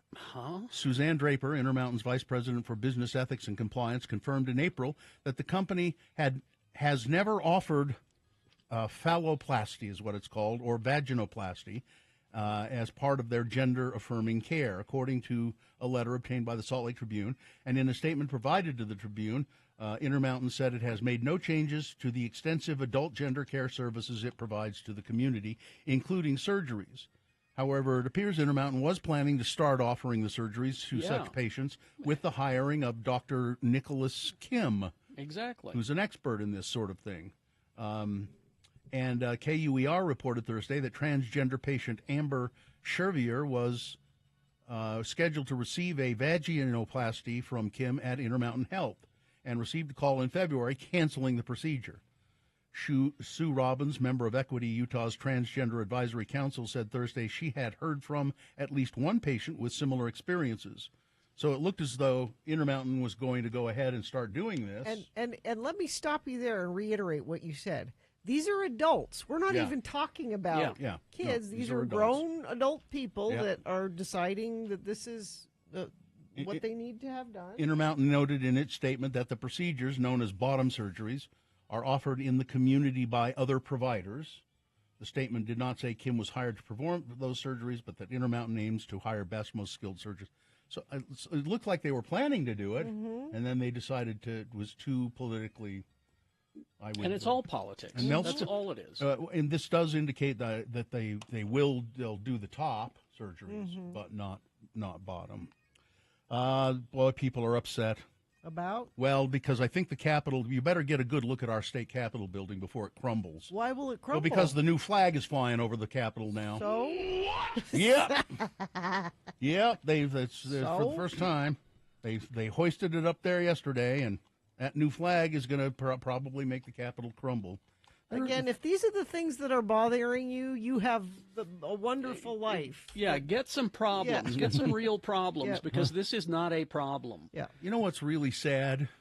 I mean, Senator Dianne Feinstein. Oh, yeah. Okay. I mean, she is... Do you know what Senator Feinstein and Dr. Cobble made me do yesterday? Go get my shingles shot, because I do not want to end up like that. So Senator Feinstein apparently has shingles, encephalitis, all kinds of problems. She's 89, and she's been at her home in California for quite some time, but she's been brought back to Washington, D.C. She says that she's going to serve out her term and not run again. But a reporter said, you've been away for a long time. What? What do you mean? I haven't. I've been here. I've been working. I've been voting. No, you haven't been here for months. Yes, I have. I've been right here working. Oh, boy. That's somebody in her family needs to sit down with her and say it's time, and the governor needs to appoint a new person. Yes. It's the same problem. It's the same thing. The Democrats want to keep her there because they want the vote. The same thing that, the Republicans are letting George Santos hang around because they want the vote. Gavin Newsom could appoint someone else. He could easily do it. But she will lose her appointment on the Judiciary Committee. It's not that they're worried about losing the seat in the Senate. They're worried about losing her judicial appointment. But they should let that go at this point. Let it go. Let's see. One more story. How about we'll do something pleasant? How about this? Bluebell ice cream. Yes. Why sip on an ice cream float when you can eat an ice cream float by half a gallon at a time if you want? Bluebell Creameries is collaborating with Dr. Pepper. Oh yeah, in a new Dr. Pepper float ice cream flavor. Oh, I'm there. The flavor swirls vanilla ice cream together with a Dr. Pepper flavored sherbet, creating the balance of creamy and bubbly sensations that a float is known for. Now this makes me want an ice cream float. I want this immediately. I haven't had an ice cream float in so long. Me either. The ice cream company teased the new flavor on Twitter over the week, dropping clues like images of empty ice cream float glasses, videos of cracking open cans of soda and other things. Of followers guessed milkshakes and sweet tea flavors, but a few were correct in their assumptions. Yes, it's the Dr. Pepper float ice cream. It will be available in pint and half-gallon sizes at major grocery stores through 2024. And it's Bluebell ice cream. Okay. Yeah, stock up. Wait a second. Give me some. I'm looking at the states where it's sold. Oh, come on. The 23 states that sell this ice cream, and Utah is not among them. Oh, are you kidding come on. me? We're the ice cream capital of the world. Sorry. All right. Can't get it. Got to go to Nevada. You go to Nevada. We'll just have it shipped. I'm going to Florida. Is it in Florida? Maybe I'll get some in Florida. Yes. Okay, good. All right. Weather, traffic. Beautiful today. No chance of rain. It's sunny, warm. Looks like we're that way for most of the weekend. We're going to be up to 86 by Sunday, it looks like. So beautiful, beautiful weekend on tap for you. And beautiful drive. I don't think I've told you about a single accident this morning. And I will keep that going. It is a beautiful commute this morning. If you see something, though, you can text us 33986. It's a good time to buy a Toyota. Visit your local Toyota dealer today. Toyota, let's go places. Someone is saying that you should try a Guinness float, Bill. Yeah, that'd be okay. Yeah. All right. Anyway. Yeah. Here's boner candidate number 3. I have sleep apnea, and that's a crack pipe in your hand. A Republican councilman in someplace has been arrested after being caught with a crack pipe and fentanyl in his car. Yep. There's video. Police, where is this? Cranston. Police have released body cam footage of the incident where Matthew Riley, the congressman, is found passed out holding a crack pipe in the driver's seat of his car. The video shows the officers attempting to wake Mr. Riley up, who appears to be having a medical episode. You were literally choking in your sleep. Somebody was flagging me down about it, the officer said. I have sleep apnea. I'm so sorry, Congressman Riley said. Well, Councilman Riley, I mean. Well, you have a crack pipe in your hand, sir, the officer responded. Well, I don't have any drugs in my car. Police later released a report claiming they found crack laced with fentanyl in the car. He told police, I relapsed after 13 years of sobriety. I've gone through a really bad divorce. Body cam video shows the officer telling Riley he's going to pat him down after asking for ID and realizing that he's a councilman. Arrest is going to come to check you out. I can't let you go. You were literally choking in your sleep, the officer said. Boner candidate number 3. I have sleep apnea. Well, that's a crack pipe in your hand. Now, Lynn's in the chat room says that we have to give him points because he was still wearing his seatbelt. He was. That's true. That's true. Let's see. Let's review the first 2. We may have a caveat on candidate number 2, actually, but let's review and vote. By the way, it's Cranston, Rhode Island is where that number 3. Boner candidate number 1. Chip Roy is threatening to defund the military. Because, I think the Republican Party should withhold support for military funding because they're going to have Pride Week. What's next, rainbow uniforms? He said. No. I can answer that for you real quick. No. Boner candidate number 2. I'm on the bike. What's the caveat? The caveat is apparently her attorney has shown she has receipts. She did pay for that bike that was in dispute. Previously to the guy. Yeah. Her behavior was still lousy, but right. she does have the receipts. All right, well, we'll let it go at that then. And boner candidate number 3, I have sleep apnea. Oh, yeah, that's a crack pipe in your hand. Here you go. Time to vote for your boner of the day. 1, 2, or 3. You can still vote for 2 if you want, but, just remember your candidate number, the one that you think should win. Put that single digit in the message of a text, and then text that to 33986. Or you can call the producer's booth. They'd be happy to take your live voice vote at 877-602-9696. Or go online, x96.com, look for the box. It says Boner of the Day 5/19/2023. Click and vote. Now, if you don't see that box, refresh your internet browser. It'll appear. Click and vote. Like I said, you have until the end of these messages to get your vote in for Boner of the Day. Don't forget, coming up at 8 o'clock, have another drink with Jimmy the Wine Guy. He'll be here to tell us about some fabulous beverage for your weekend. And Beat Gina is coming up at about 8:15. Stand by for all of that. Here you go, Boner of the Day, X96.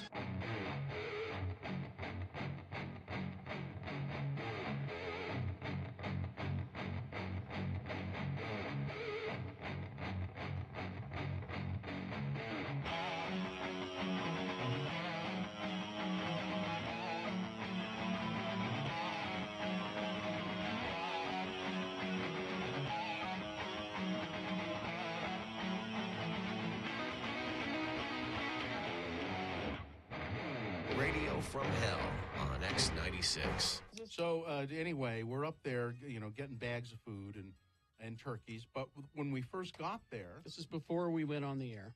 now I didn't say this to her on the air, did I? No, this was before we went on. She introduced herself, and I forget her name. Hi, I'm so and so with the food bank, and I always said hi, and she handed us a fact sheet. And it's just a few things there, and she said, and then she said, I don't even think we asked her to be on the radio. Didn't. She said, I don't want to go on the radio. And Carrie said, well, come on, we've got to want to talk to somebody from the food bank. Yeah. You're here. You're an expert. I believe every year we have spoken with somebody. Yeah, and I said, well, we need somebody from the food bank. We'd like somebody from the food bank to talk. And she said, well, what are you going to ask me? And it made me a little mad. It did, because it's kind of a... and I said, well, question. I'm going to ask you, what the velocity of a V1 rocket is, and how to build a diesel truck, and what is the composition of quartzite. Yeah. I You said, were a little... I said, I'm going to ask you stuff that you can answer about the food bank. The stuff that was on the sheet. Easy stuff. She disappeared, and never came back. Yeah. And no one else from the food bank. No. She was the representative that morning. And you could have handled that a little better. Yeah, I could have. And I think I did say, well, could you get us somebody who will talk? I think I said that. And that's when she said, well, what are you going to ask me? I think he was just trying to point out to her that, that was kind of a silly question. You're here to represent the food bank. Tell us about hungry people. I was, but I kind of snapped at her. But people that have never been on the radio or put in that position, it makes them nervous just right off the bat. Gina, I don't think, again, you really need, other than that seems to be your role, to apologize for this. I'm doing the apologizing. You don't need to. Once again, it's my turn to apologize. Stepping all over Bill's thing. Stop apologizing. I'm apologizing. You're always there to ruin the punchline, and now you're ruining the apology. And quit throwing your shoes at me. Wait, there's another one. So she really never said why she didn't want to be on the air, did she? No, but she was scared. She was nervous. She did the I don't want to be on the air. Maybe she had a real job and was supposed to be at work and didn't want anybody to hear her. No, but anyway, I feel bad about it. I'm sorry. I'd like to find out her name, and I'll send her an apology or. Yeah, I wouldn't call her. You'll scare her. Yeah, I didn't mean to scare you, and I'm sorry. I was a little short, but it's first thing in the morning, and we're just getting it together, and you know how I am. Yeah, but she doesn't. Again, you can't treat everybody like you treat me. Oh, shut up! I can too. You call right now, and I'll tell you to shut up. I don't care who you are. Gary, Bill, and Gina on X96 Radio from Hell.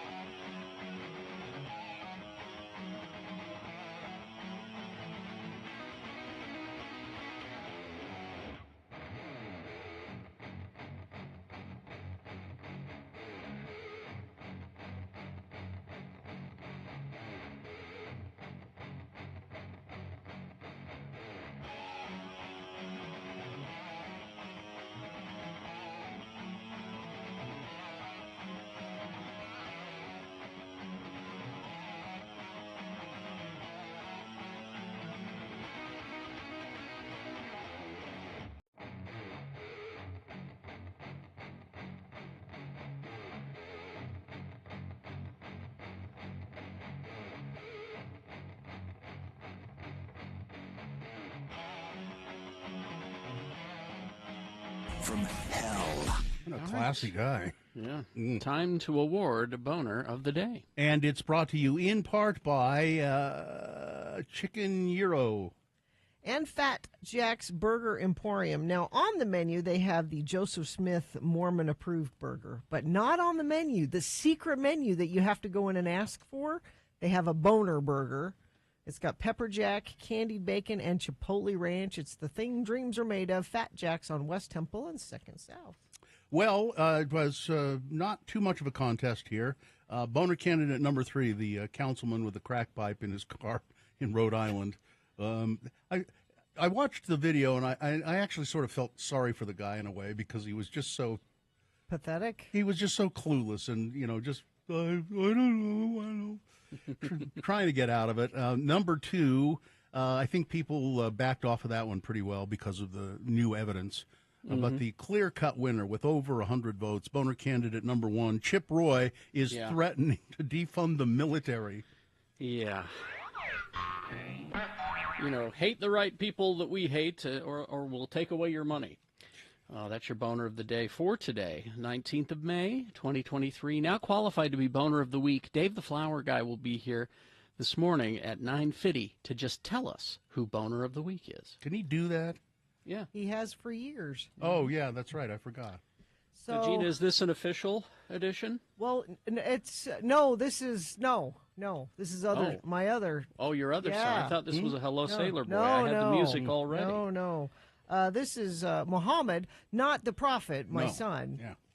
So we signed up with this company that helps you with college recruiting for sports for your kids. Oh, is it that one that all those people went to jail for? So I might go to jail for this.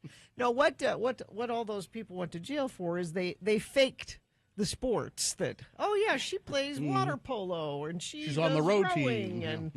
And but these exist for kids that actually play sports, and it helps get them in the line of sight for college coaches looking for Okay. So Muhammad is doing 2 sports. Our attorney Ed Brass will be happy. He's doing golf, and which Katie also did, and he's doing soccer. And so these companies help you create a profile where you put clips of yourself playing the sport, and you put up your report card, and if you've want to. What company is this? It's NCSA. Oh, okay. I did something like this, but it wasn't that one. Yeah. There's a lot of them out there, and they just sort of help get you in contact with coaches. And Do they distribute your information to hundreds of places? As many as you want. You can go on and you can say, I'm interested in going to these schools, and they'll help get you in contact with the coaches. And how old is the son? He's 15. But you have to start this now. In fact, they said, well, you're a little late. You should have started last year. But And my mother said when I was 15, she said, are you really going to go to college?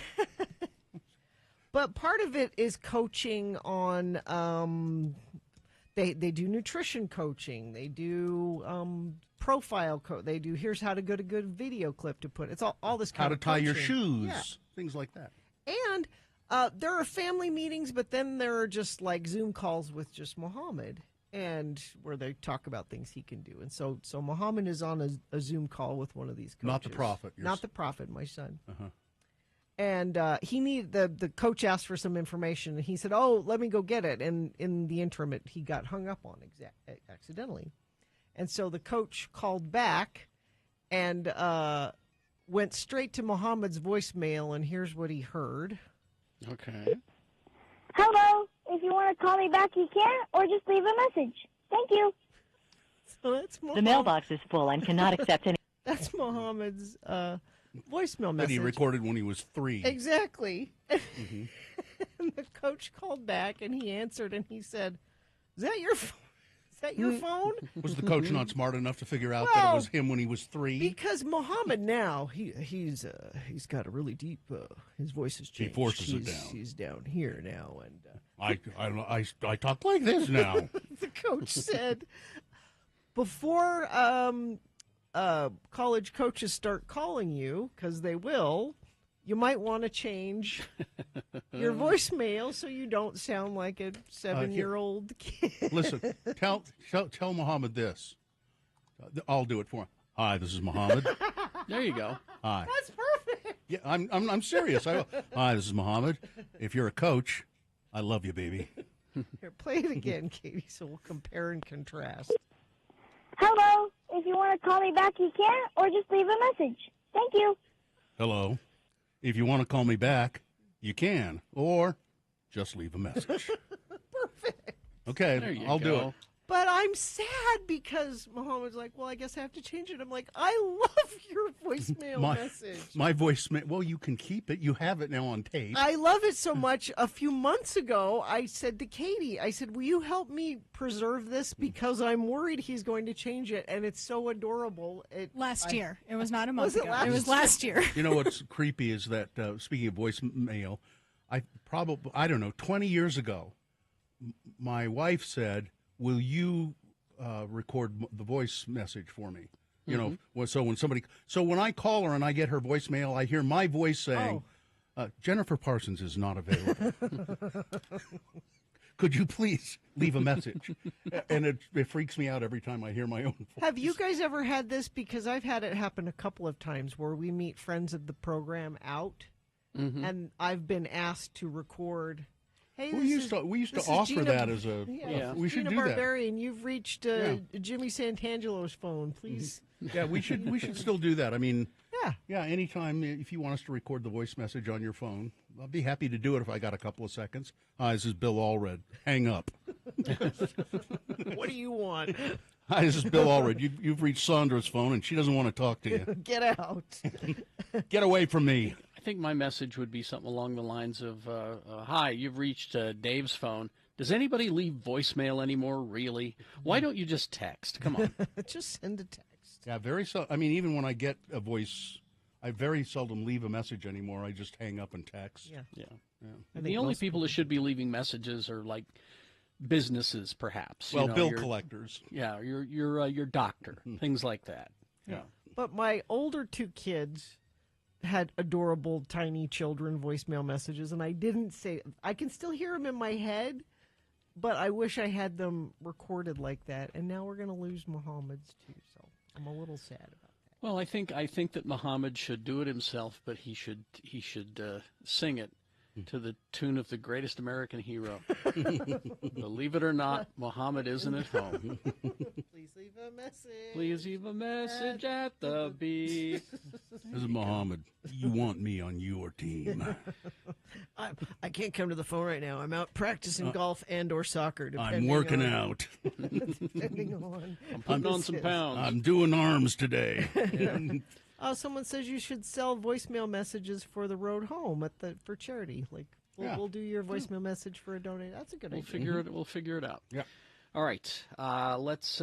Traffic, Gina, please. I do have a crash northbound SR 126 at milepost 9. This is up to Roy. I have to go all the way to Roy to find an issue. That's a good thing. I'm glad we don't have anything going on.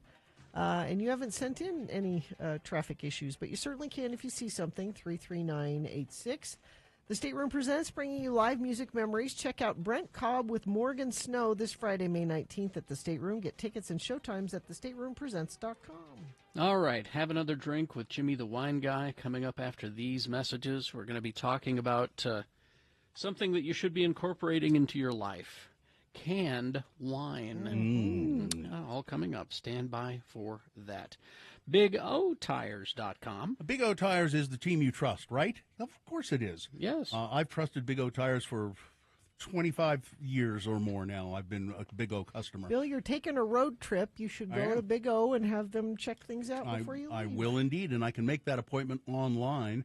I just go to BigOTires.com, and then you can find the Big O Tire store near you. Make an appointment. It'll show you what times are available, and it works beautifully. Right now, Big O is offering select, buy 3, get 1 free on select sets of Sumitomo and Cooper tires. That's now through June 4th. But remember, Big O Tires, they have the lowest price on every tire every single day.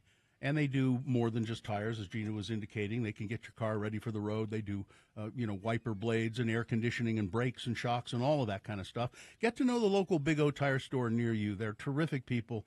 You can check them out. There are 50 locations along the Wasatch Front. I am sure there's one near you. Just go to bigotires.com. They're the team you trust. X96 and Marcosi.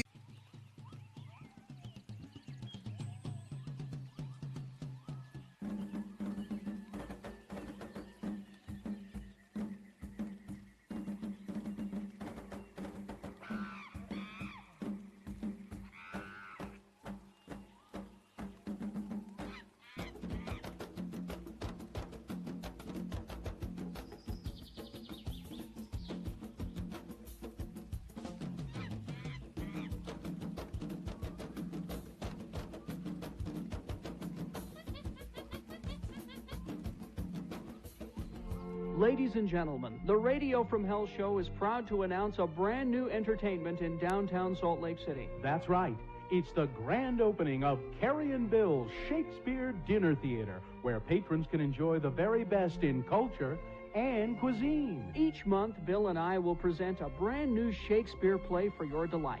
And with each play, we'll change our dinner theater menu. We begin this weekend with Hamlet, Prince of Denmark. Who's there? Nay, answer me. Stand and unfold yourself. Long live the king. Bernardo?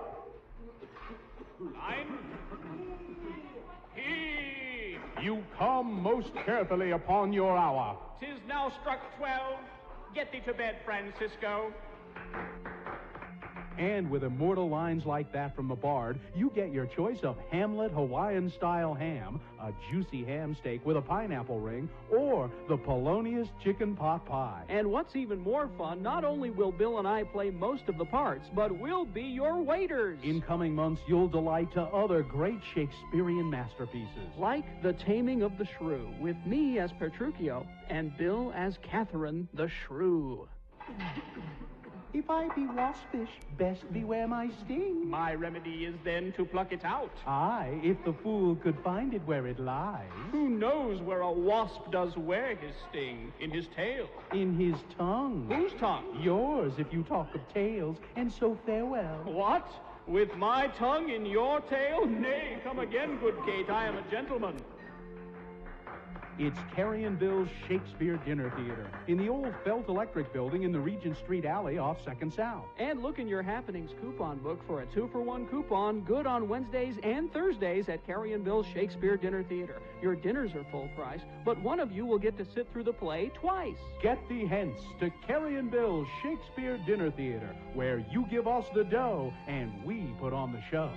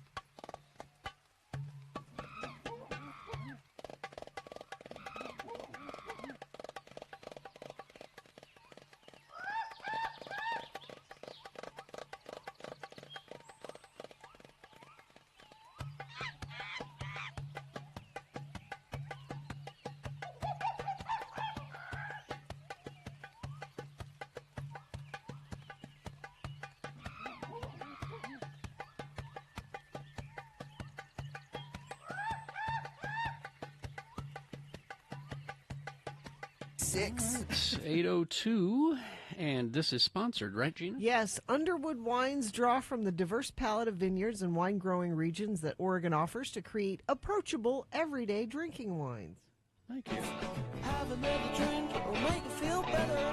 Have another drink, and you feel alright.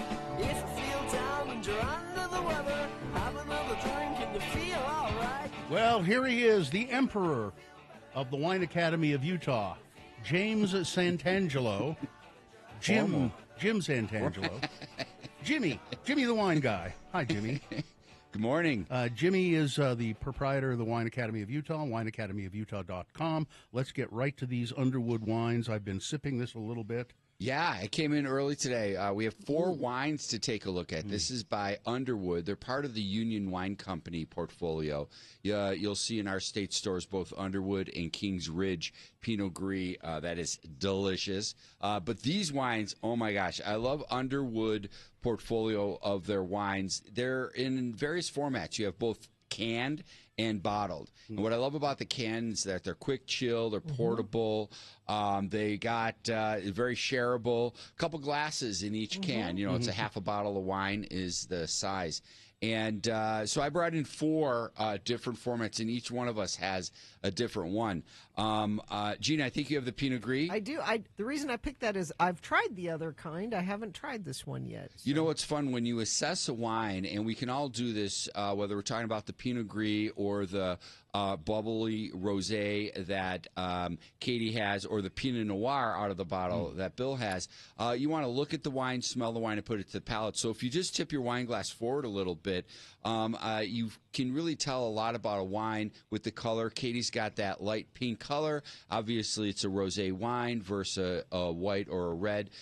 Gina and I have more of a lemon, kind of a gold color, and that's a real indicator of the climate that the wine's from. And Bill, of course, has a deeper red color, although not too dark, because Pinot Noir has a thinner skin red grape, and that contributes to both the color and then that dryness, the tannins that you have. You know, aromatically, when you when you smell a wine, you know, you get a lot of characteristic out of the wine's aromas. With the white wine, the Pinot Gris. You know, Pinot Gris, by the way, is the same as Pinot Grigio, but as soon as it's Gris, G-R-I-S, that's from a different type of climate. The acidity's down a little bit. More of the stone fruit and orchard fruit comes out. Yeah, I get apple. A lot of apple and pear, stone fruit. And what I love about Pinot Gris is that it goes great with salads, lunch items, something lighter. But yeah. Is it generally drier than Sauvignon Blanc? Because they're sort of similar. Yeah, you know what they are is they're not as acidic as Sauvignon Blanc. This is going to be, the acid isn't going to be as much tart on the side and more fruit rolling about. That's what I get. Yeah, that's a really nice one. The rosé bubbles, and I'm having just the Sorry, bubbles. Carrie. It's pretty. I know, all days, all days. Here. We've got. I love these bubbles, and by the way, the Pinot Gris in the can and the bottled Pinot Noir, the red, are both falling about 13% alcohol by volume, whereas the bubbles that we're having drops down to about 11%, which is typical for sparkling wine. And the bubbling rosé is, that's a good one. What do you think? I mean, that's... I enjoy it. This is something that I could drink the whole thing of. Yeah. And, you know, I call it a shower wine. You know, it's good. It's low alcohol. You know? It's not going to break in the shower. Shower beer I've heard of. I haven't heard of a shower wine. I like shower wine. Modern times. Modern times. Yes. I really like this Pinot Noir. I have had the tendency to drink Merlot a lot, but I might switch to this. You like the stronger flavors. Whenever we've had the opportunity to assess all these years, I noticed that you like those bigger, richer styles. And this Pinot Noir is unlike the cheerleader of California red fruit of give me your cherry, give me your strawberry. This is a bit more brooding. This is more characterful. It's brooding, Bill. That's perfect for you. That's right. Perfect. I do brood a lot. And the fruit isn't as fresh off the vine. It's been reduced a little bit. It's a bit more reductive, and you got more character. And this Underwood, the labels are fantastic. I mean, very approachable labels. Screw top, Pinot Noir. The cans come in at $5.49. per can, $5.49 per can, or $5.99, excuse me. And it's half a bottle of wine in there, so that's you're getting a lot. So it's $12 if you get two for a bottle, and then the Pinot is $14.99, and it drinks a lot more. It says it's $13.99. $13.99. Yeah. That was my commission, $1 off the top. I said because $13.99. I go, oh, that's really good. $14. That's not bad. Now, here's the thing about the canned wines is that a lot of, and I encounter this with screw top wine as well. People kind of look down on you for the screw top, and it's just a mechanism. That's all. Same with the canned wines.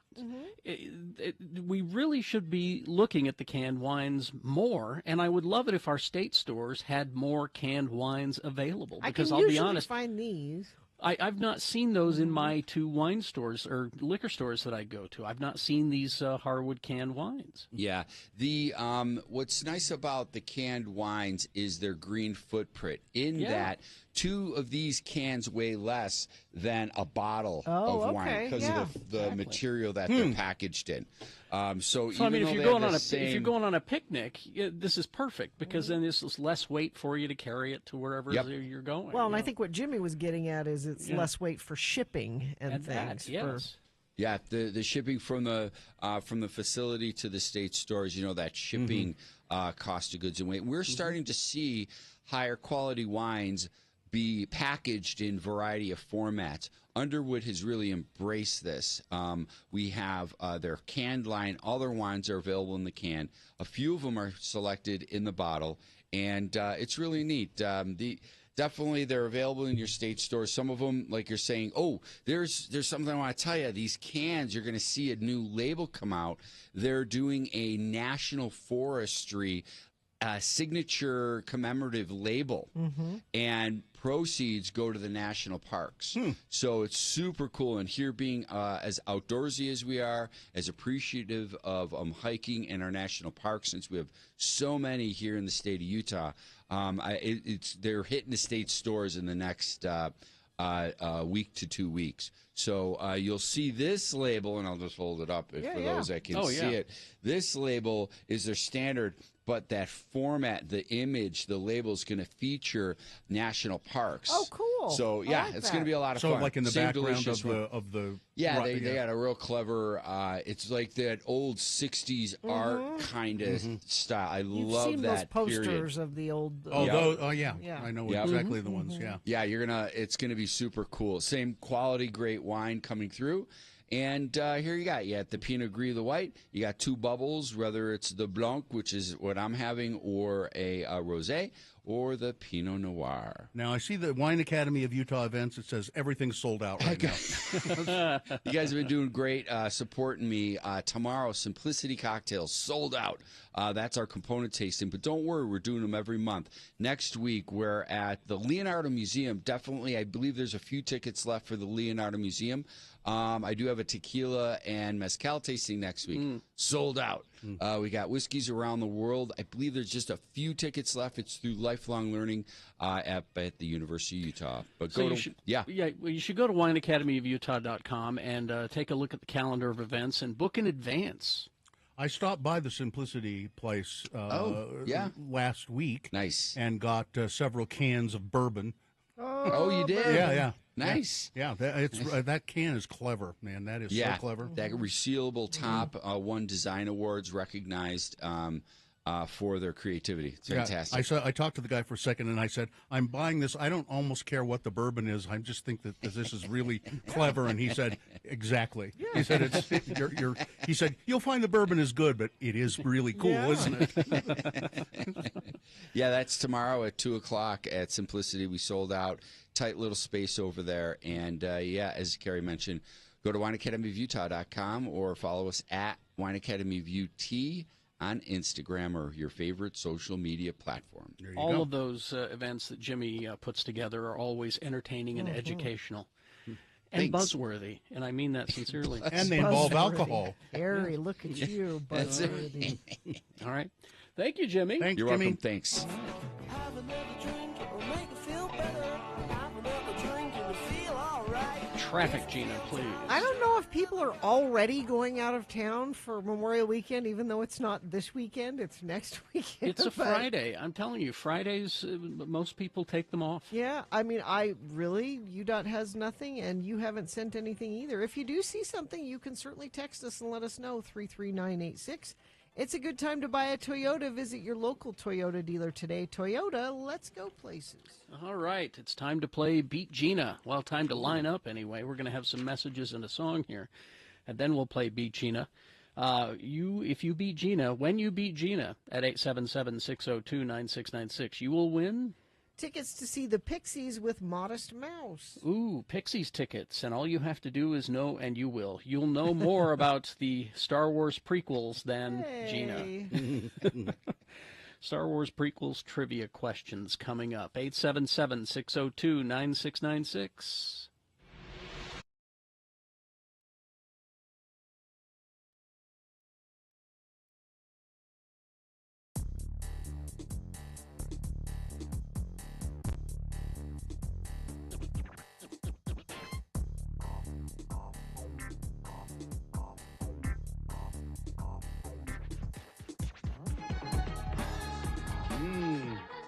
Best question of the week. This will be interesting for me because generally we discuss it a little bit after or before we do it, and I don't know what it is. Well, I think you'll be okay with how I'm handling this. All right. I know you will have something to say about it, and you didn't need preparation.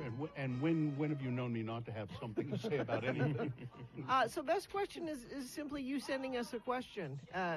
Radio from hell at x96.com, and maybe we'll answer it on the air. Isn't that special? Do we give people prizes for this? Sometimes. Okay.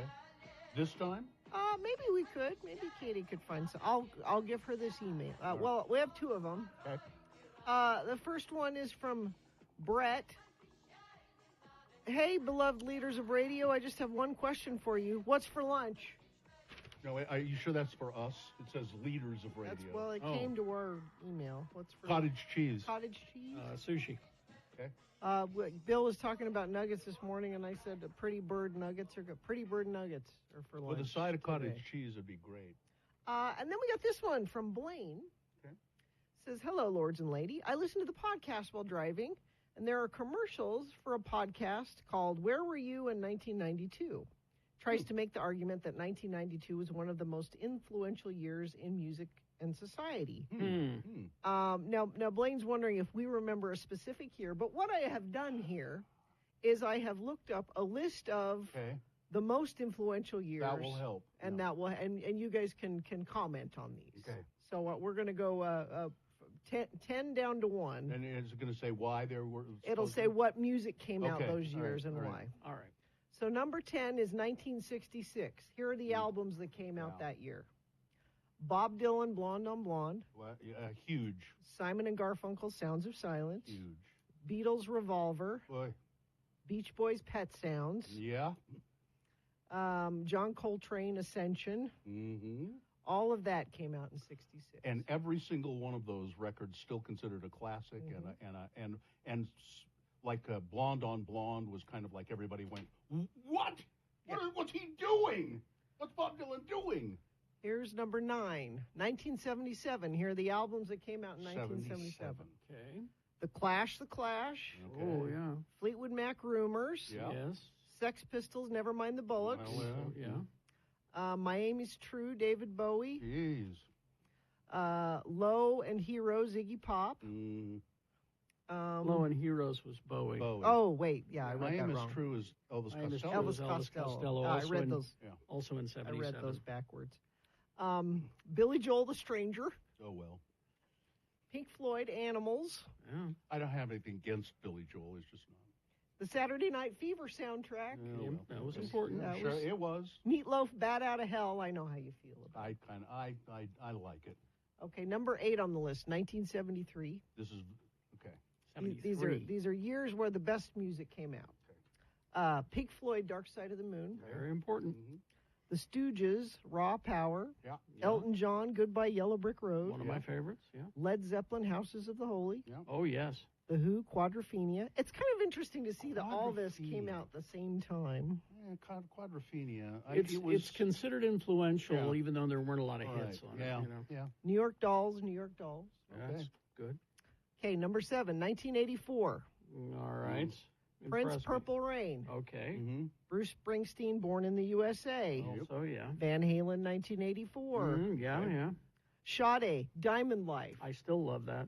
The Replacements, Let It Be. Yes. U2, Unforgettable Fire. Oh, that's, yeah. Metallica, Ride the Lightning. The Smiths, The Smiths. Bob Marley, Legend. Madonna, Like a Virgin. Tina Turner, Private Dancer. All of those. See, Sade's the only one on there that doesn't. I love Sade. I didn't know that. Yeah. Here's the thing. You can't pick a year that is the one. Do you want me to skip to number 1? Is what I'm saying. All right, let's hear number 1. Let me see if I'm right. Let me skip. And this is according to whom? This is the most influential year in music. Yeah, what's the title? This is Rock and Roll Hall of Fame. Okay. All right. Now, do you want to guess before I tell What was you? the year? Yeah. 69. Did you look this up? I'll bet No, you're right. because I saw a documentary. Really? Not kidding. 1969 had some very important stuff in it. Here's what you got for 69. Led Zeppelin. Beatles, Abbey Road. Yep. Rolling Stones, Let It Bleed. CCR, Green River. The Who, Tommy. Isaac Hayes, Hot Buttered Soul. Amen. Sure. Dusty Springfield. MC5, Kick Out the Jams. Kick Out the Jams. Effers. Santana. The Stooges. Bob Dylan, Nashville Sky. It's interesting how many artists appear on all of those lists as doing. That was Nashville Skyline was because it was country. Bob Dylan going kind of country. They also mentioned that that's the year of Woodstock, which probably was part of your documentary too, Carrie. That was. I'm trying to remember where I saw that documentary. I want to say on Apple Plus, but I'm not sure. It was just called 1969, the year the music changed everything, and it was a 4-parter, and it was very. I was amazed at how many albums. Oh, and Dave Bowie's Space Oddity came out that year. Also, and it's. I remember all of that stuff, and it was. Did it feel like it at the time? Yes. Did you have a sense that this is a special year? Yep. Yeah, and kind of I think it was the couple of years before that is when I went to San Francisco. Let me mention this quickly because this affects our station in particular. The biggest year for our station in particular, 1991. Here are the things that came out in 91. All right. Nirvana, Nevermind. Yes. Pearl Jam, 10. Yes. U2, Octung Baby. Yes. REM, Out of Time. Metallica, the Black Album. Yes, important. Blood, Sugar, Sex, Magic. Red Hot Chili Peppers. Very big. Soundgarden, Bad Motorfinger. Yeah. Primal Scream, Screamadelica. Ice Cube, Death Certificate. Guns N' Roses, Use Your Illusion 1 and 2. Those were all 1991. So I knew you guys could go along with that question. I would say that the one that they picked as number one, though, 1969. You would agree with that? Yeah, was because things just really shifted. Really, I'm serious. Find that documentary. It's called 1969. It's called 1969, the year the music changed everything, or something like that. It was really informative. I was blown away. There we go. See that? So best question of the week. Sometimes that's how it goes, and that's how it should go all the time. That was interesting. Yeah. So send us your questions. RadioFromHell@x96.com. Put best question in the subject line. That was such a good question, Katie. See if we can find a prize for Blaine for that one. Or a mug or something like that. Surely we can do that.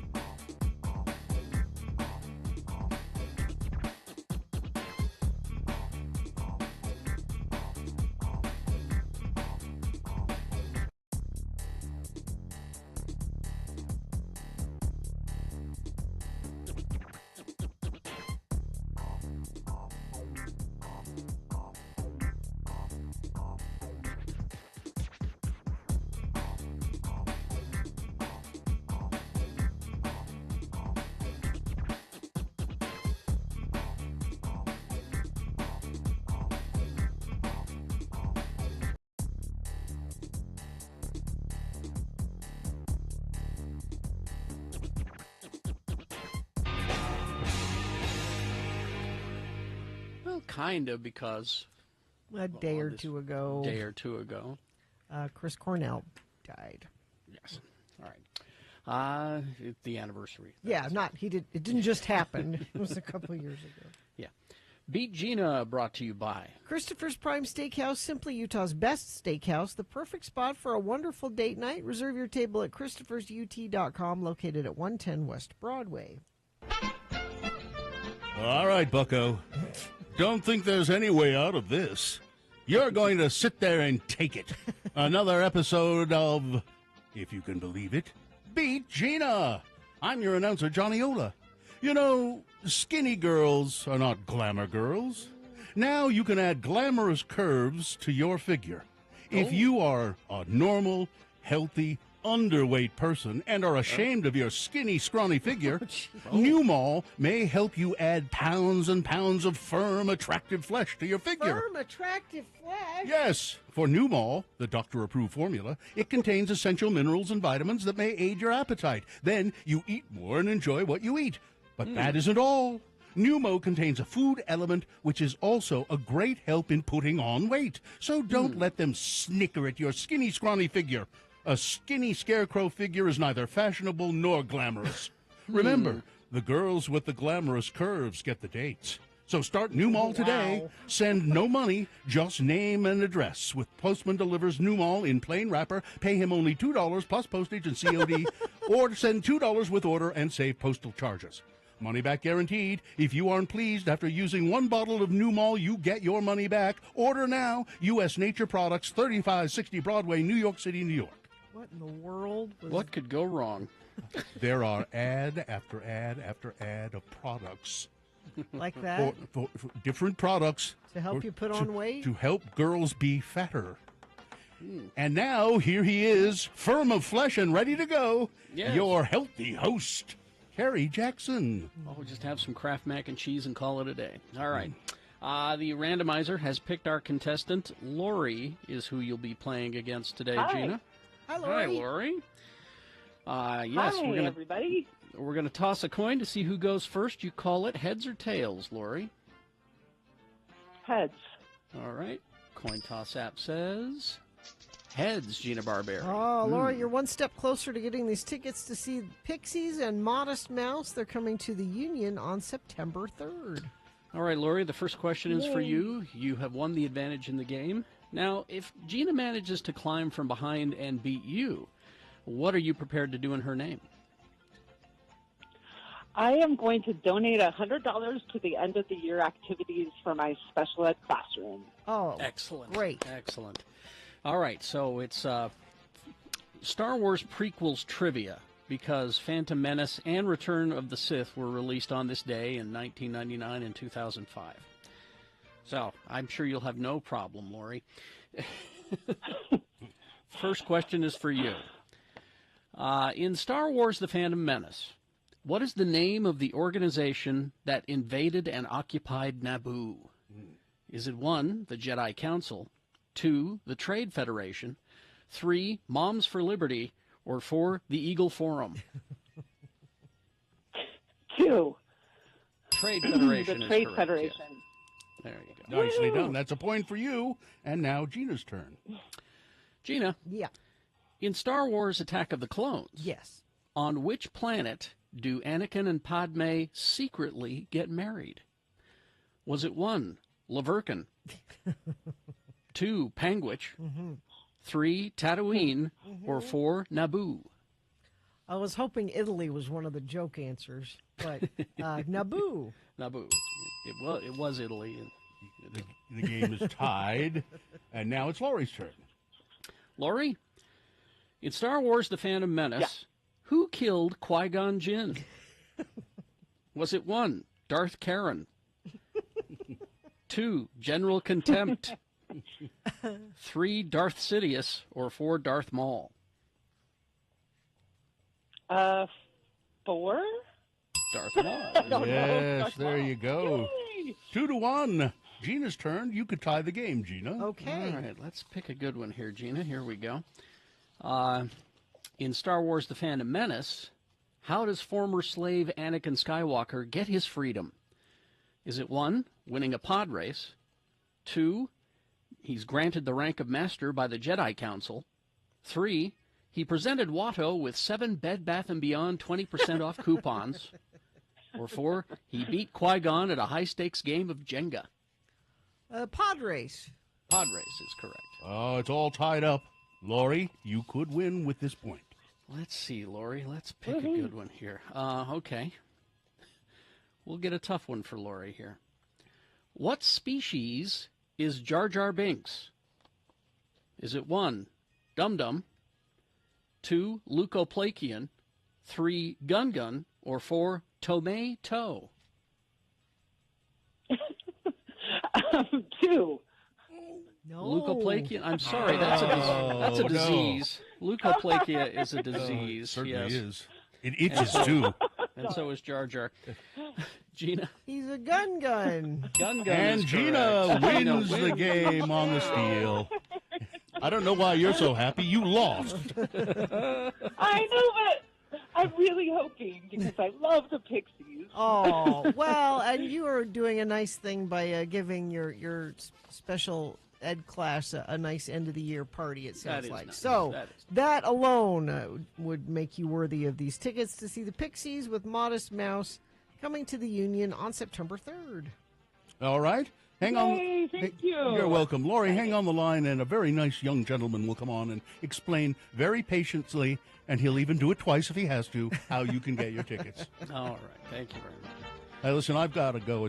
I got to go beat out that rhythm on a drum. Oh, good. All right. News brought to you by...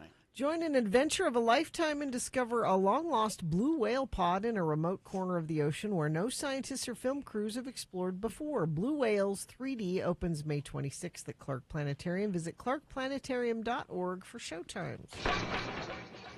Dick Nourse, who delivered the news to generations of Utahns as the lead anchor of KSL TV for 43 years, has died. Mr. Nourse's death was reported by KSL on Thursday. He was 83.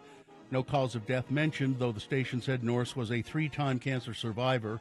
He'd retired in 2007 after appearing on his first newscast at KSL Channel 5 in 1964. Nourse applied for a job at Channel 2.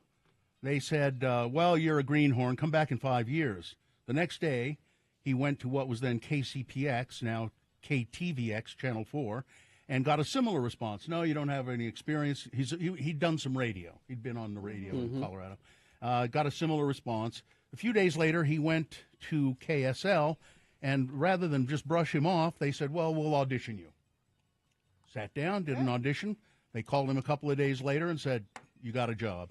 Within a year of his start at KSL, Nourse assembled a team pinching weatherman Bob Welty and sportscaster Paul James from Channel 4. I'd forgotten that. Oh. That's right. I'd forgotten that. They were both at Channel 4, and Dick Nourse said, hey, come on over. Get these two guys over here, and we'll really have something. Huh. To create one of the longest-running anchor teams in Utah broadcasting history. Second only to Radio from Hell.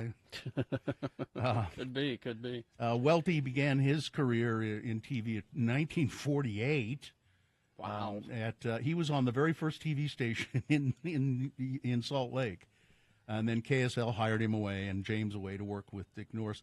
Paul James was an Ogden boy. My mother went to high school with Paul James at Ogden High. They worked together until 1991. Then you'll remember James and Welty said, that's it, we're done. We retire. Yeah. From 79 to 91, Dick Nourse was paired with Bruce Lindsay and Shelley Thomas. I always really liked Shelley Thomas. I thought she was terrific. There was definitely chemistry there you could feel because these people really welcomed us into their homes, Nourse told the Salt Lake Tribune in an interview at his retirement in 2007. Dick Nourse was 83 years old, consummate professional, and pretty much, I don't know, everybody who talked to him or met him said he was always kind and nice, and he was a big supporter of cancer research and did all kinds of charity work for that. And so, Gina, you'll probably be watching Shark Week. Probably. Because Jason Momoa. The Sharks and Jason Momoa, those two things. He's the Aquaman, you know. He's been announced as They're the some host. of his finny friends. That's right. He could summon his finny shark friends. He's been announced as the host for the annual Discovery Channel Shark Week. News that came out of Warner Brothers Discovery Upfront presentations in New York on Wednesday. As host of Shark Week, I am beyond excited to take you along this journey, Momoa said in a statement. This project means more to me than a week of talking about sharks. It's a chance for me to learn and share my connection to these amazing creatures. My love of sharks came long before my time as Aquaman. It began several generations before me. My son loves sharks. He's just really fascinated by them. And I'm fascinated and terrified at the same time. Yeah. Spencer Cox, governor of Utah, says he's very worried about rising gas prices. And then he says there's not much can be done about it. But he's happy to blame Biden when they're high. So just worry about it. He said there's not much we can do about that in state government. It's not enough for the entire state of Utah, the refineries are not making enough for the entire state of Utah, which means that we need to bring gasoline in from other places, and that adds to the expense. In just a few days, the average price of gasoline in Utah jumped by over 10 cents. When compared to last month, prices have increased by about 40 cents. Utah, Governor Cox also says he's one of 24 governors who signed a letter supporting Texas immigration policies, the policies of cruelty, though he wouldn't say whether the state would be sending resources to Texas and personnel to the U.S.-Mexico border like Idaho and Florida have. The Utah governor had strong words for Congress Thursday during his monthly PBS press conference, telling reporters that states shouldn't have to send resources to the southern border, but they are forced to because Washington, D.C. has, quote, abdicated their responsibility around immigration for the last 40 years. No. States should not be trying to fix this. The Constitution is very clear that immigration is a federal issue, but states have to step in because these imbeciles in Congress can't get their crap together to do something that everybody knows needs to be done. I mean, that's true. Congress needs comprehensive immigration. And they do. They dither about it all the time. The Democrats have presented an immigration policy several times, and the Republicans keep shooting it down. They'd rather not do anything, so they have this scary monster at the South that they can point to and say, vote for us, vote for us. This is very sad, I think.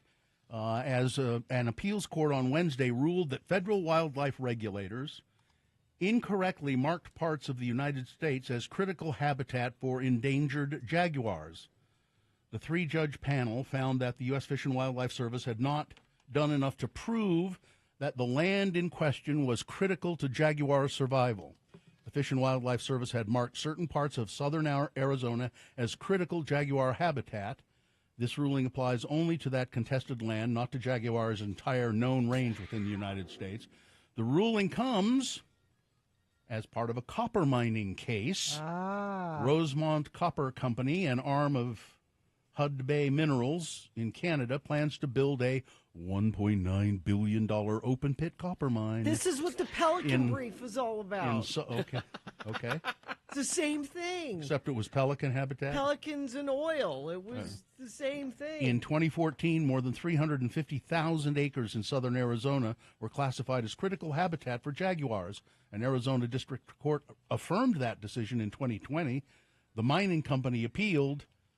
And now they Sam Shepard was shot over this. This is serious business. It's serious business for the jaguars, Gina. I don't like you making light of it. The poor jaguars need a place to live. That's the point. They need a place to live, and there's a picture of one of them here, and they're just magnificent. Julia Roberts saved the day. They need to send Julia Roberts to Arizona. I'm sure that would do it. Travelers flying through several United States airports may want to pack extra patience in their carry-on luggage when heading to these airports. A recent Forbes ranking found that John Wayne Airport in Orange County, California, is the angriest airport in the country. Well, I mean, it's named after one of the angriest men. When analyzing Twitter posts from travelers flying through major airports around the U.S., the tweets' sentiment, including sadness, joy, love, anger, fear, and surprise, are what determine the ranking. So they just get a whole bunch of tweets that come from there and then have a do an algorithm on it to find out what's going on. Despite being home to one of the happiest places on earth, Disneyland, the airport was unfavorably ranked due to noise, staff, TSA complaints, and delays. In second and third place are Jacksonville International Airport in Jacksonville, Florida. That's where I'm headed. And Eppley Airfield in Omaha, Nebraska. While travelers had a negative experience at some airports, it wasn't all bad news. On the opposite end of the spectrum, travelers who flew through Indianapolis, Seattle, Tacoma, Kansas City were less likely to share an angry experience on Twitter. I always found I flew into Seattle, Tacoma a bunch of times, and it always seemed very. It was no problem, never a problem. Indianapolis Airport has been previously named the best airport in North America. Really? By the Airport Council International. But why would you go there? You got to go visit Mike Pence. Well, you want to go? You want to go see the? Oh no, I was going to say the Arch. That's St. Louis. Never mind. Yeah. I can't think of a reason. Why would you go? Oh, to go to the Indianapolis 5. Yeah, no. Yeah, even then. Yeah. I can't think of any reason to go. No, you're right. That's why it's so pleasant. No one's there. Let's see. Is that about it? One quick story. The only one I have here is Jim Jordan. Representative Jim Jordan, Republican of Ohio, fired off a message about whistleblowers that his critics find hard to believe. Jordan and other Republican lawmakers say several whistleblower FBI agents were proving their claim that the Justice Department has been politicized. Critics argue that they're not even true whistleblowers, and in fact, the FBI said 2 agents interfered with and or refused to participate in investigations into the January 6th attack on the U.S. Capitol. Several admitted on Thursday to being paid by former Trump administration officials. Yep. Jim Jordan says in a tweet, "God bless our brave whistleblowers." They're not. His critics were quick to point out some whistleblowers that Jim Jordan hasn't been very quick to embrace, those related to claims by multiple athletes that Jordan, who was an assistant wrestling coach at Ohio State University, ignored molestation allegations against the team's doctor. Well, that's the old story. That's the story today, though. Do you have that? Go ahead. That these FBI agents were fired. Didn't have anything to do with the whistleblower thing. They were fired because they were crappy agents. Right. Yeah, but the point of this story is Jim Jordan saying, "God bless our brave whistleblowers." Oh, yeah, okay. Listen to some, but not all whistleblowers. Listen to this one. "I consider Jim Jordan a friend," a whistleblower and former wrestler Mike DeSabato said in 2018. "But at the end of the day, he's absolutely lying if he says he doesn't know what was going on with the wrestling team." That's the point of this story. Yeah, they want to defund the FBI because they keep investigating the crimes that they are doing. So, all right. Sports weather, traffic. Now, Bill, you wouldn't take an actual bet with me when we talked about this. What? But a Florida judge ruled late Wednesday that the ex-girlfriend of Tiger Woods must abide by a non-disclosure agreement she purportedly signed to resolve her lawsuit seeking millions from the golf superstar through private arbitration behind closed doors. Circuit Judge Elizabeth Metzger, in an 11-page opinion, rejected Erica Herman's attempt to quash the 2017 agreement by saying Woods had committed sexual harassment against her, calling Herman's allegations vague and threadbare. No, what the judge said was, your allegations of sexual harassment have nothing to do with the non-disclosure. Right.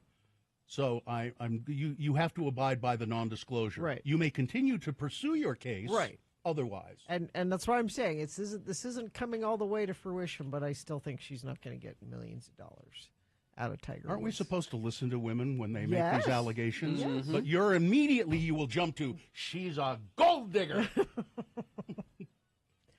That's sports. Weather, beautiful. 81 today, 84 tomorrow, 86 Sunday. Not really any chance of thunderstorms, maybe a slight chance Sunday night into Monday, but a gorgeous weekend it looks like. Next, better chance of showers looks like Monday into Tuesday, but we stay in the mid to upper 80s it looks like all that time. And I think everybody left already. Everybody's taking this next week off. I have it that everybody's gone to the moon. The only traffic I have for you comes via text from a friend of the program that says, 2 different water crossings on Mountain Road toward North Ogden. Watch out for trash cans. Every recycling bin is blown over. Ogden looks like a bunch of alcoholics with booze cans blowing down the road. Thanks for letting me listen, Captain Price. All right. Thank you very much. We will take a break. We will be back after these X96.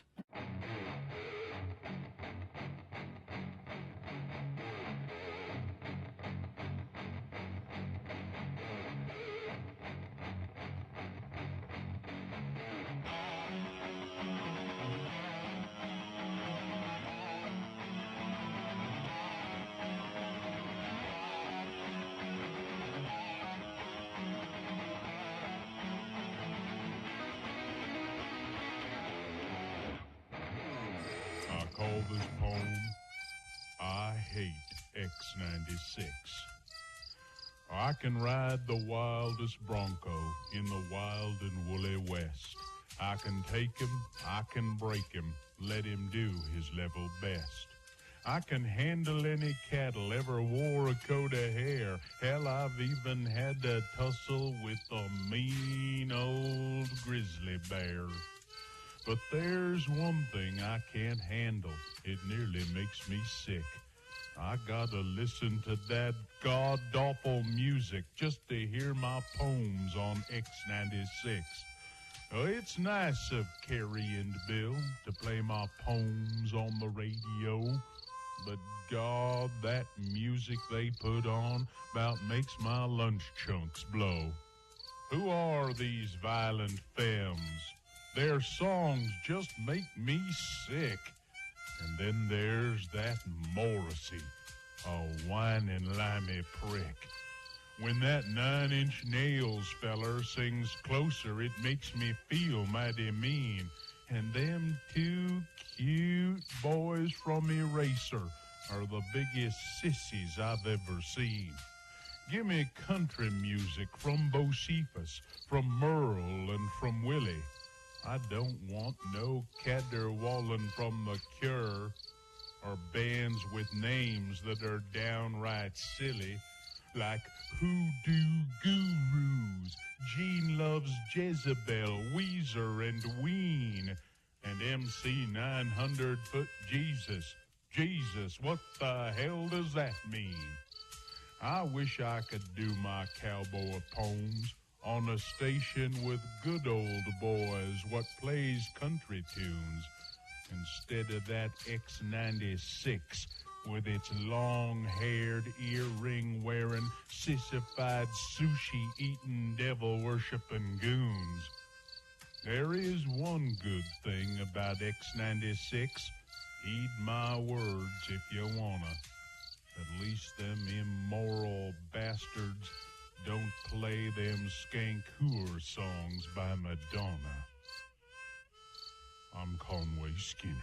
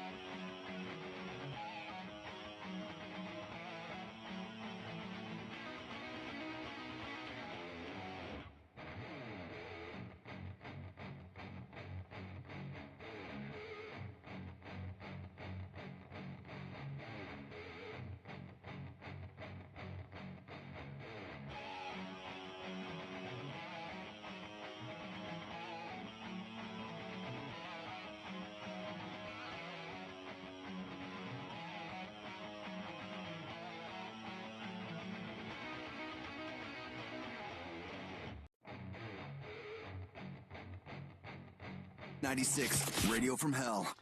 8:48 right now. You know, I've been doing these. I've been doing these ads. Who's been doing? Well, Johnny has been doing the ads. I've been helping him research them for Beat Gina, and I've been going through so many of these old-timey ads for him. So many of these things, I'm shocked they were ever a thing. Well, I'm really that's sort of my surprised. point here. Let me just give you an example of some of them. Some of them you've heard Johnny do, and some of them he hasn't done yet, or maybe won't. But like, here's one that says, it shows a woman looking kind of really, I don't know, pensive and sad. Are you powdered to your satisfaction and to his? Your powder, what would you do without it? Yet usual powders have their faults, don't they? So you've got to powder yourself up for the man in your life. He doesn't want you shiny? That's right. You don't want to be shiny. What's wrong with shiny? Here's one that says, if you've reached 30, here's a new miracle face bra. You wear it at night to keep your jowls from sagging. If you're 30, yeah, 30, you mean like a baby. 30. Yeah, it's 30 is young. It's amazing. And there's like, here's one. I won't stay in this house another minute. The big brute is complaining that all of his shirts are telltale gray. After that, after I've slaved over them, and then she gets Fells Nap the soap, and the shirts are great. So this is misogyny ads? Oh, my God. It goes on and on and on with the misogyny. Where are the ads for men that they should take care of? Here's a beautiful woman. I like to sit home and knit. Oh, knit my eye. I bet you like to splash around. So get wise. Here's how. Use this cashmere bouquet powder. In a bath? I don't know. And then here's a whole series of ads from airlines. The airlines, I remember this campaign really well. Fly me, and these beautiful stewardesses, fly me. Or here's one for Southwest Airlines. It's all of these really attractive stewardesses in short outfits, crowded around, and it says, "There's never been more love in the air." Ew. Yeah. Here's one. It starts with, "Don't worry, darling, you didn't burn the beer." She's burned the dinner, but the Schlitz beer is ready to go. Don't worry, you didn't burn the beer. Here's one. If your husband ever finds out you're not store testing for fresher coffee, this might happen to you. It's a guy with the woman over his lap, and he's spanking her. You better not let him find out. I've seen that one. Yeah. Here's one that says, "Blow in her face and she'll follow you anywhere." And it's an ad for these little cigars. So can I ask you, Bill, when these ads were really out there, and I know some of them you were exposed to, was the reaction at the time like that? Was that normal? Yes, absolutely. Really? Yeah. Absolutely. Hi, I'm Cheryl. Fly me. People weren't upset about it then. So some of the ones like that one that I just did, that Johnny just did today for Put On Weight, that's from like the 30s. So no, and then you move into the 40s, and there's more of it, and then you move into the 50s, and there's even more, and then you move into the 60s and 70s, and you get the beautiful stewardesses. Yeah. And it is so indicative.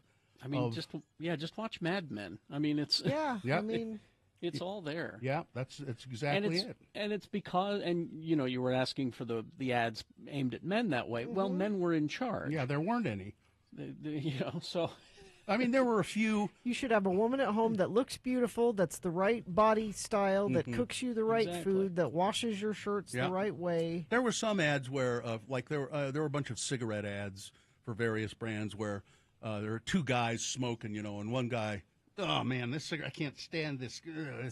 Well, here, try mine. You're stupid for smoking those. A real man smokes these." There's a new right-wing movement where they're talking about divorce and no-fault divorce. Have you seen this? Sure, that's the new thing. That's the new thing, and they're saying that it's too easy for women to get out of marriages they don't want to be in.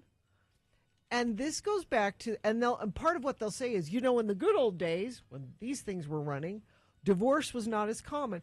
There's a reason women stayed in horrible, abusive marriages back then, because she couldn't buy a house or get a credit card or buy a car, or in some places have a job even. You got married and you stayed in a crappy marriage because you didn't have any other option. Yeah, and don't let anybody kid you about getting a divorce. If they say it's too easy to get a divorce today, it's not. It's still not. It's not. I easy. mean, you can make it easy if you want to. My divorce was simple. It's because you agreed on it. Yeah. But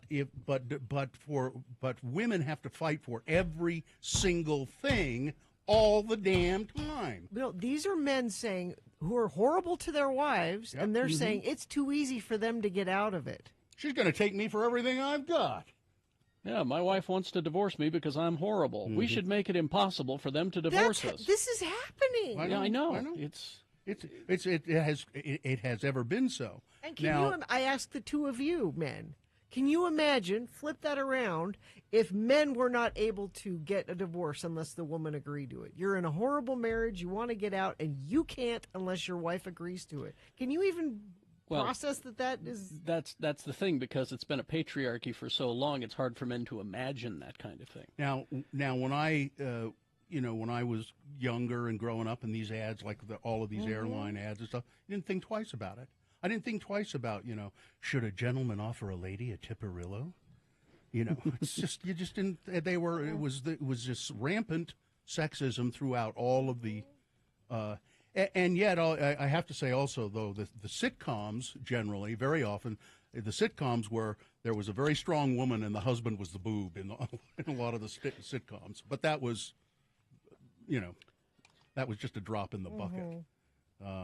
And I don't know, just as I've been going through them for Johnny, I've just been overwhelmed kind of by, and there's it's a bottomless pit. I could keep doing them for months and months and months. I'm going to try to find some old silly ones rather than these. I'm sure that Marjorie Taylor Greene and Lauren Boebert, as soon as they get their divorces, will be all for ending no-fault divorce. Exactly. Because that's just how they operate. All right. Traffic, please. I think everybody's gone. I'm not kidding. There aren't even any slowdowns anywhere. Had no accidents, no issues. Everyone's taking a nice big long vacation this time of year, it seems. And you haven't even sent me in any text, really. But you can. It's available for anything you want to send us, 33986. All right. We're going to take a break. We'll be back. We got some messages and a song. And once you get both of those, we'll get to the boner recap. It's time for you to call in and tell us who won the boner today. We're going to need at least 3 people on the phone, because if the first person gets it wrong, we're going to go to the next line, and hopefully they'll get it right. 877-602-9696. And if you do get it right, what is the prize that you will win? The prize that you will win is Offspring tickets. It's the Offspring Boner Recap coming up. 877-602-9696. KXRK Provo.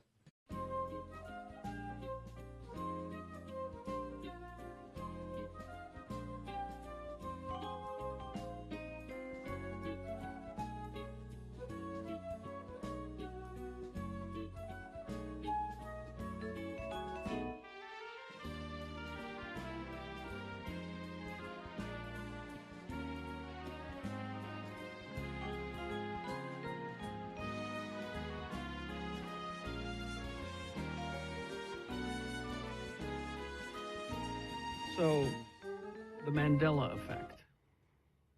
Yes. You familiar with this? I am. You hear about this?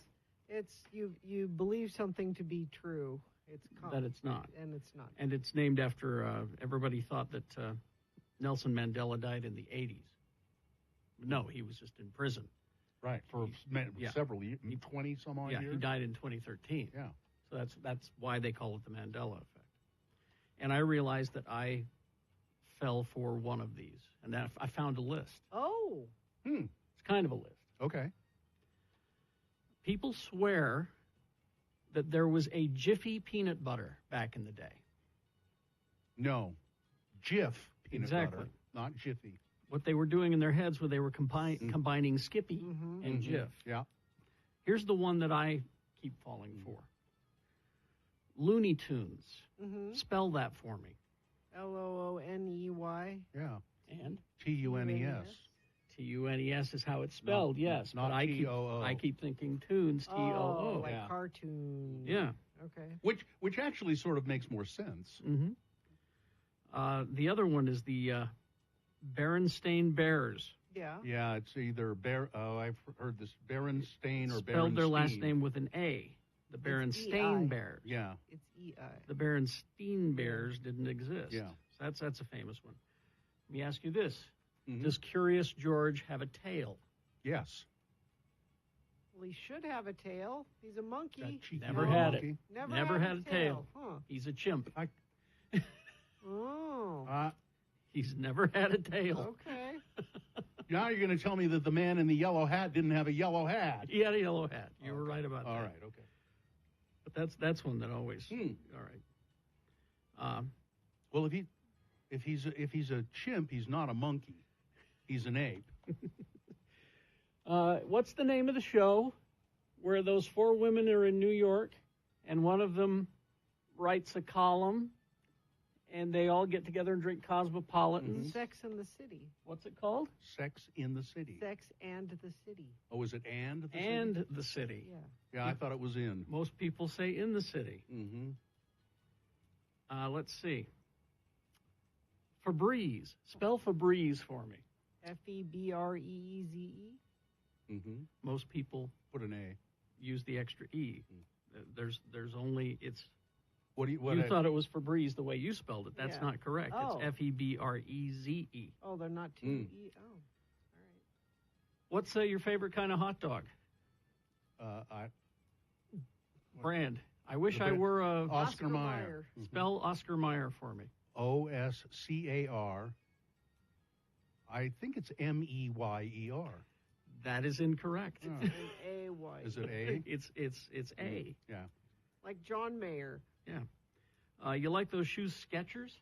Mm-hmm. Mm-hmm. Spell that for me. Oh, there's a C in there, but S-C-K-E-T-C-H-E-R or something like that. There's no T in it. No T, okay. Really? Yeah. Sketcher, yeah. Mm-hmm. Fruit Loops. Spell Fruit Loops. Oh, do they spell fruit wrong because it's not real fruit? F-R-O-O-T? That's the correct one. Okay. Yeah. Most people think that it's spelled But properly. they do that so they can say, no, we didn't claim it's actual fruit. Mm-hmm. The Monopoly Man. Mm-hmm. Mr. Moneybags. Mm-hmm. Does he have a monocle? Yeah, well, it's going to be no, See, but I see him with a monocle. You've started thinking, Does Nelson Mandela have a monocle? That's the question. No. Monopoly Man does not have a monocle. He should have a monocle. Mm-hmm. Is there some character on the Monopoly board that has a monocle, though? No. Huh. I don't know. There's no hyphen in Kit Kat. Yeah. The Fruit of the Loom logo. Mm-hmm. It's grapes and grapes apple. And Did it have a cornucopia? No. It did not. Most people think it did have a cornucopia. It was just sort of fruit hanging in the air. Mm-hmm. And then the one of our favorites, Cheez-Its. Mm-hmm. Mm-hmm. Spell Cheez-It. Cheez-Its. Spell it. C-H-E-E-Z-I-T-S. See, I misled no you. S on it. I misled you. It's Cheez-It on the package. Cheez-It, yeah. It's not Cheez-Its. Yeah, there's no S. There's no Z. Well, people think it's a Z. But yeah, the Looney Tunes is the one that bugged me the most because I fell for that one. Yeah. Well, it's just you sort of I can't think of any instances, but I've done that on many occasions. Something I've looked at for years, and then I look at it again and go, oh, wait a minute, that's not right. I've thought for years that it was this, and it's not. And it's just little things, minor things. Minor things. Trivial little things. Yeah. But there you go. All right, 9:41. Oh, here's one, Yes. just quickly. And this was the first argument I ever got in with my wife, and we had to go to a bookstore to get a dictionary. Mm-hmm.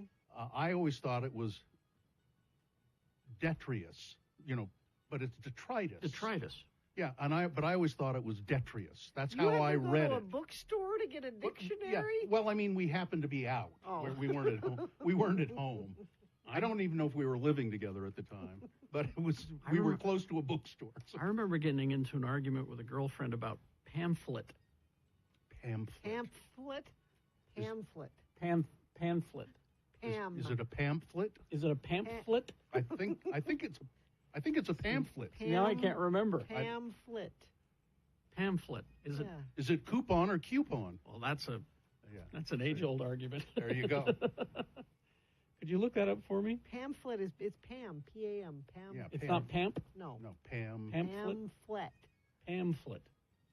All right. Okay. Thank God. Glad we could get this all cleared up for you before the weekend. Well, All now, right. right here, now, this is the cheeriest I've been all show. Really? Yes. Oh, I thought me bringing this up would piss you off. No. Okay. No, All right. this I like stuff like that. Okay, there we go. All right.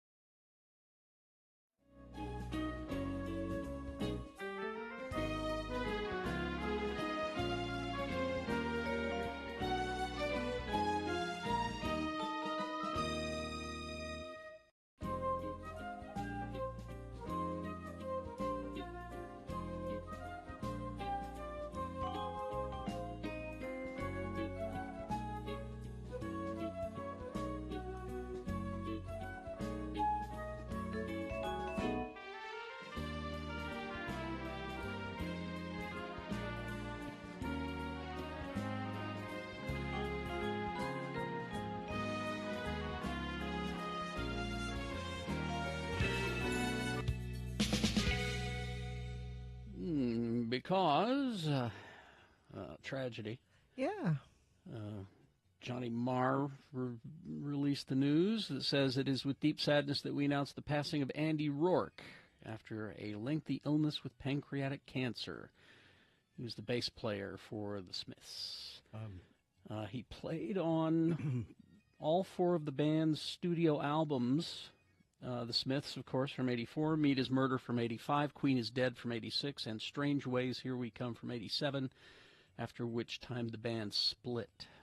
Johnny Marr said that song, he wrote it, he was in a hotel room and he wrote it in about an hour, and then he finished the song and he wrote the B-side, Girl Afraid, which he considers the two songs a pair. So they're kind of, you should listen to Heaven Knows I'm Miserable Now and then Girl Afraid. And give Todd Newcomb some space during this difficult time. Yeah, we should have played How Soon Is Now. That's the one. Well, we should have played that one. Well, let's play it. Go ahead. I mean, we could later. Anyway, Andy Rourke from the Smiths, 59. Yeah, Johnny Marr and Morrissey is also credited as a writer on that. It's pancreatic cancer, anyone was wondering. All right. And Morrissey contributed the word miserable to that. I was happy in a drunken haze, but heaven knows I'm miserable now. I was looking for a job. Then I found a job. And I'm miserable now. Yeah. All right, time for the boner recap. Well, it's the Offspring boner recap. They're coming to town with Sum 41 and Simple Plan August 3rd at USANA. And who did you? I forget who you said the contestant was. Jason. Jason, are you there? Yes. All right, Jason. All you have to do is tell me who won the boner voting today. I'll run the three candidates by you. But the other candidates need to stay on the line in case Jason gets it wrong. We're going to go to him. Yeah, it happens. So here they are, Jason. Number one, Chip Roy is threatening to defund the military. Yes, Republican Representative Chip Roy of Texas is urging the Republican Party to withhold support for military funding because the Air Force put out a statement saying we're going to be celebrating Pride Week. And so let's shut down the military because of that. Yeah. What's next? Rainbow uniforms? No. Representative Roy said. Number two was I Want the Bike. This one is in dispute. So, well, not dispute. I think we found it. For further evidence indicated that perhaps this woman is not a boner candidate, so we could move by that one. But number three, this is a good one. I have sleep apnea. Oh, yeah, and that's a crack pipe in your hand. It's a Rhode Island councilman passed out in his car. The cops come, wake him up. He said, I'm sorry, I have sleep apnea. The cop says, that's a crack pipe in your hand, though. Oh, yeah, well. So that was number three. Who was the winner, Jason? I'm going to pick boner candidate number one. You would be correct. I'm glad you didn't say number 2. That would have been really... That would have been awkward. Hang on. Jason, you're correct. You get tickets to see The Offspring. Cool. Sweet. There we go. That's what we wanted. That's the reaction we wanted. Jason, hang on. And when Dawson tells you how to get your tickets, I want you to tell him to say sweet again to Dawson, okay? Sweet. All right. All right. Hang on. I like it when our prize winners are excited. Yes, I do too. Our local one, Yes. You might listen to other radio stations around town. They're not talking to local people. I don't like it when our international prize winners are happy. I don't care about that. But when our local prize winners... Local people. I thought about that after talking to Billy Corgan yesterday from Smashing Pumpkins and how we had this lovely conversation with him about the times he has spent in Salt Lake and his friends here. He has friends here, yeah. And he remembers shows here. I And didn't quite understand why. I mean, he said he made friends in Salt Lake because when he was sort of putting together the concept of the band Zwan and working on that, he came to Salt Lake. He must have musical friends here that helped him do that. I don't know who, but... Yeah, I wonder. Well, we didn't get enough time with him, that's for sure. It's those, he was probably sitting in a hotel room, and he's got his manager there going, okay, you got to go to the next one. You got to go to the next one. Next one. You got to talk to the morning zoo in Sheboygan. The morning zoo in Sheboygan. If there are any. I'm looking up the #1 morning show in Sheboygan. They're very popular, the morning zoo in Sheboygan. Can you spell Sheboygan? Sure, Sheboygan. What is it, S-H? C-H. Sheboygan. Is it? Is it C-H? Yes. Oh. Big Country Gold 107. Let's see. Yeah, he wouldn't be talking to them. They have them. a rock station there. Big country, big country.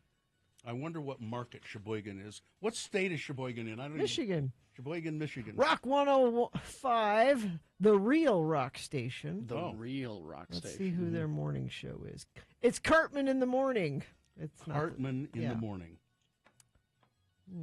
Cartman? Mm-hmm. Really? That's what it says. I hate our industry.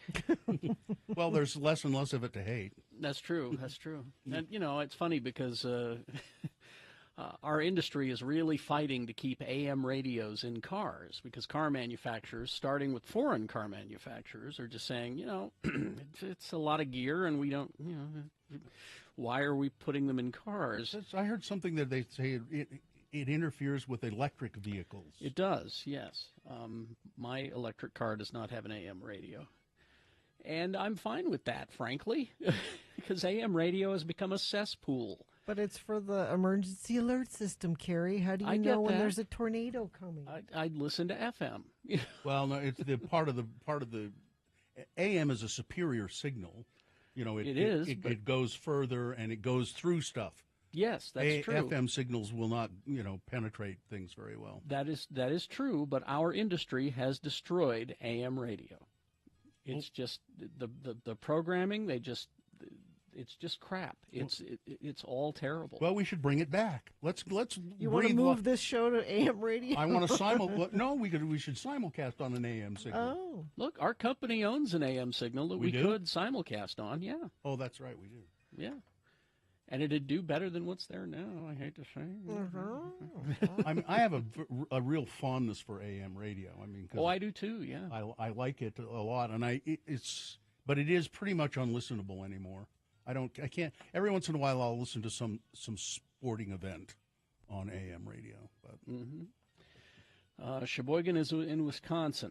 Yeah, people are saying. Oh, not Michigan. Isn't there a Sheboygan, Michigan? Why not? You were looking at the radio station website. I Googled morning radio in Sheboygan, and this says radio stations in Sheboygan, Michigan. Well, maybe there are two. The Twin Cities of maybe. Sheboygan and Sheboygan. They're sister cities. This is more than I ever wanted to know about Sheboygan. Okay, Kalamazoo. It's fun to say. Let's do Kalamazoo. You want Kalamazoo? That I know is in Michigan. Easy. Yeah, Kalamazoo, Michigan. I don't really want to know. No? No, you do. You do. Okay. Oh? It's Meatball and Mark in the morning. Meatball and Mark in the morning. Again. In Kalamazoo. Again. Just another reason to hate our industry right there. And they look exactly like you. They've been dominating Southwestern Michigan radio for years. Dominating. Making morning radio fun, personal, and real. Real. Meatball and Mark. I bet they do make it real. Oh, boy. The Rocker Morning Show. Oh, yeah, their pictures. I got their pictures. Mark. They're guys who have beards and baseball caps and point when they're being photographed. Yeah. Oh, Jesus. They're exactly what you think. Man, I hate our industry. They should not. In photographs, don't point and don't stick out your damn tongue. God, I get so sick of that. People stick going, yeah, see, here's a bunch of people with Meatball and Mark going, Come on, stick your tongue out. That's what we do. That's what we do that's here. Our thing. That's our thing. So stick your tongue out. That's our thing. Meatball Again, and... reasons to hate our industry. All right, we'll take a break. We'll be back. And we'll have some big boy news for you after these. X96.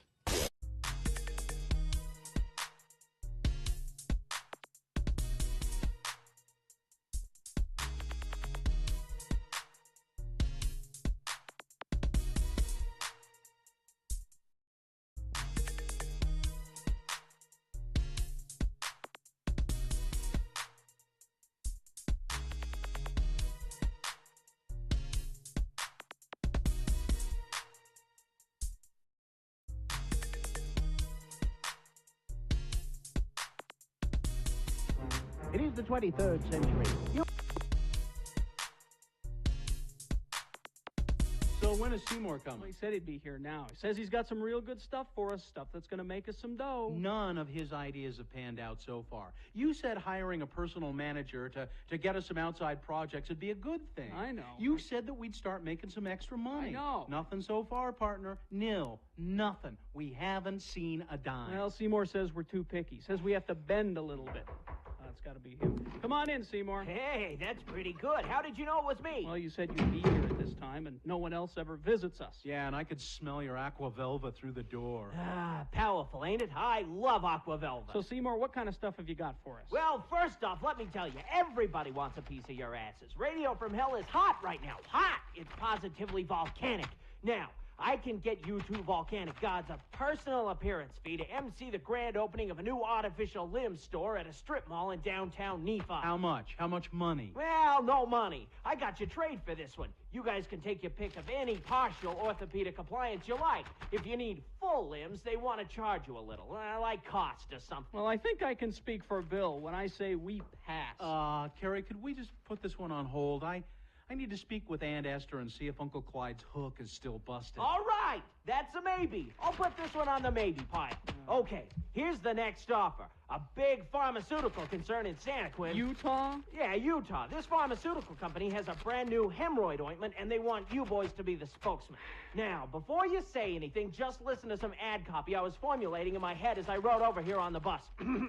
Hi, we're Carrie and Bill, and being DJs, we spend most of the day sitting on our asses. Boy, do we know about hemorrhoids. Something, something, something, vamp, vamp, vamp. So get rid of your hemorrhoids right away with Roid Away. Roid Away? Let me guess. No money for this one either? I think I speak for Bill when I say we will not endorse Roid Away for trade. Tell Roid Away to take their proposal and shove it up there. No, hold on, Carrie. I've been kind of inflamed lately. It's on the maybe pile.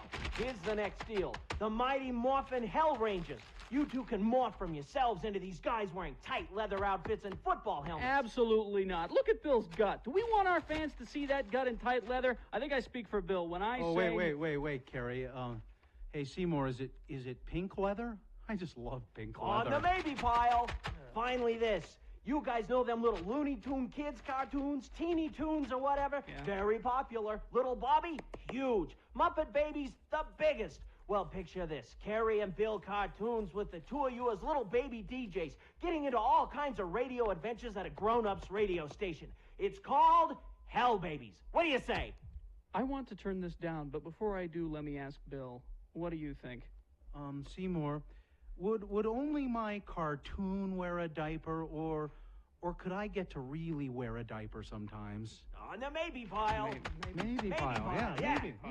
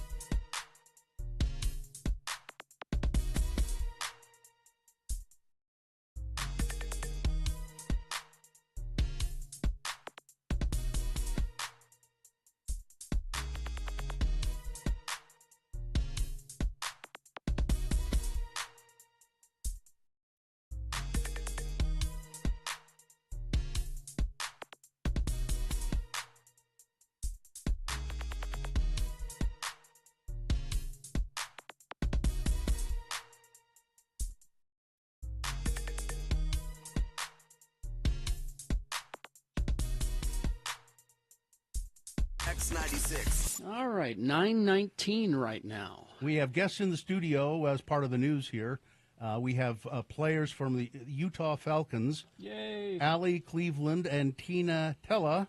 And what positions do you play? I play center and linebacker. That's Allie. And Tina? I play fullback and linebacker. And when you're a fullback, you run the ball fairly often? Yes. And how many yards do you have this season? Well, this season I've been playing mostly linebacker, so I'm really not sure. Maybe about under 99 yards. Just make something up. Just say. Okay, so I got about. Rushing for 500. Yep, rushing for 505 We'll back yards. you up on that. Yeah. Tina did score the winning touchdown and the go-ahead extra point in our last game to win. We won 22-21 because she scored those two touchdowns. Now, you this is a women's football team, but it's full contact, no holds barred, right? It's tackle football. Tackle football. Tackle football. Tough stuff. Now, when you say play this game, where are you playing these games? Everywhere we can find a spot. But you don't have a dedicated space where you're playing. No. That's kind of what we're here to talk about. That's the crux of the matter. We rent Cottonwood High School Stadium right now. You rent it from now. So this is why they're here. Other than because we like to have you here, you can come anytime. But the Salt Lake Bees are vacating this Smith's Ballpark, and there are proposals about what to do with that park. And I think one of the most for my money, the most fascinating proposal is turning that area into a place called She Plays Here, We Thrive Here, a place for not just the Falcons to play temporarily or permanently, but other different sports, women's sports. Yeah. Like what are some of the other sports that might go in there? Rugby, women's soccer, roller derby. Mm-hmm. That's my wife's on a roller derby. My wife does roller derby. That's awesome. She although she's not skating right now because of course she has her second broken ankle from roller derby, which happens. But She Plays Here, and it would be just a 365-day-a-year facility where women's sports can take place of all kinds. And it's amazing. I talked to somebody on the phone, a rugby player. And I was just amazed that it's professional operation, and I assume you guys are the same. You have, it's organized sports, and it says here you have the best record in, of any of the teams in the league. Is that right? That's correct. Yeah, we're undefeated right now. I think we're 76-9 over our history. All-time record 76-9. How many other teams do you play? I mean, how many other teams in the league are there? There are 17 teams in the WNFC, and we play all over the country. This weekend, Denver's coming to play us. Last weekend, we were at San Diego. Are there other cities that are doing a similar idea, having a dedicated women's sports space? Do you know? No, I don't even think. I think that it's always in the mind for women, but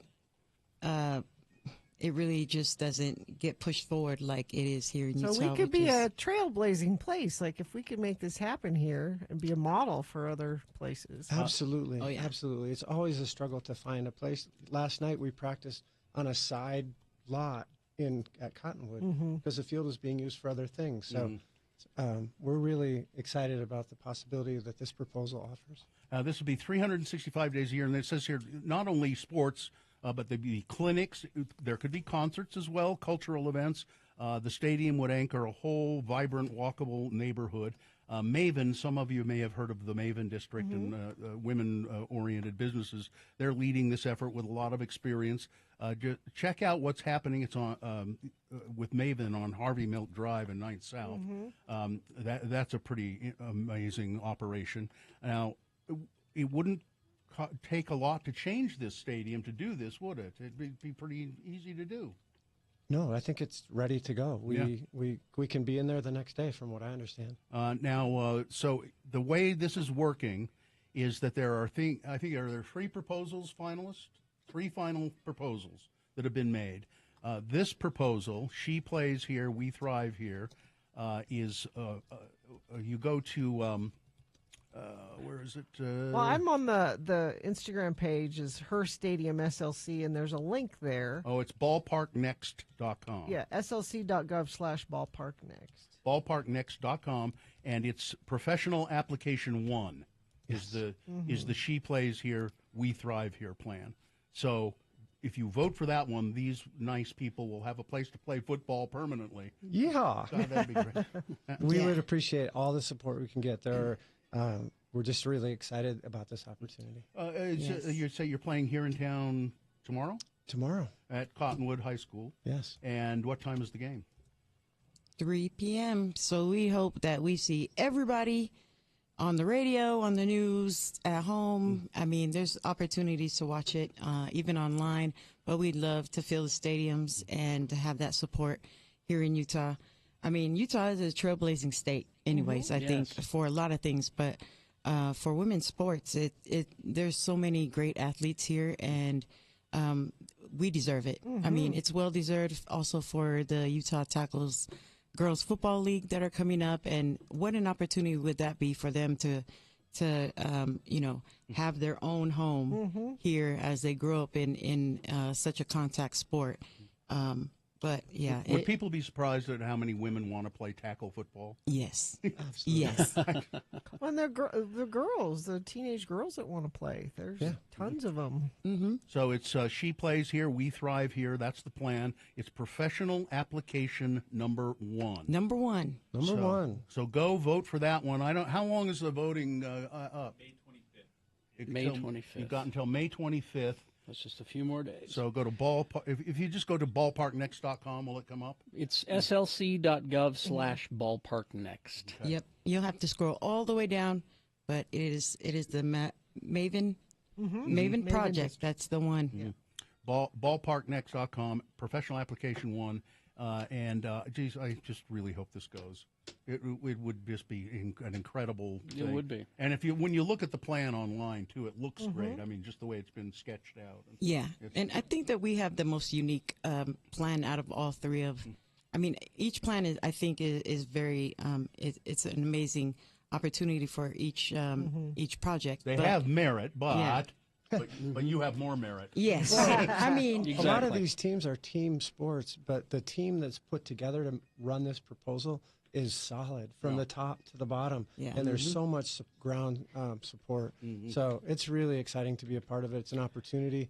We hope everybody takes advantage of it. And it's just such a great facility, and it would be terrific to have it serve this purpose. I just so go to slc.gov/ballparknext and vote for professional application number 1. Number 1. Let's make it happen. You got till May 25th to do it. All right? Thank you so Thanks much for being here. All and right, good luck on the you. game tomorrow. Thank you. We'll see you all there. What time is the game? 3 p.m. 3 p.m. Cottonwood High School. Cottonwood High School. All right, thanks, y'all. Thank you all. We'll be back after these X96.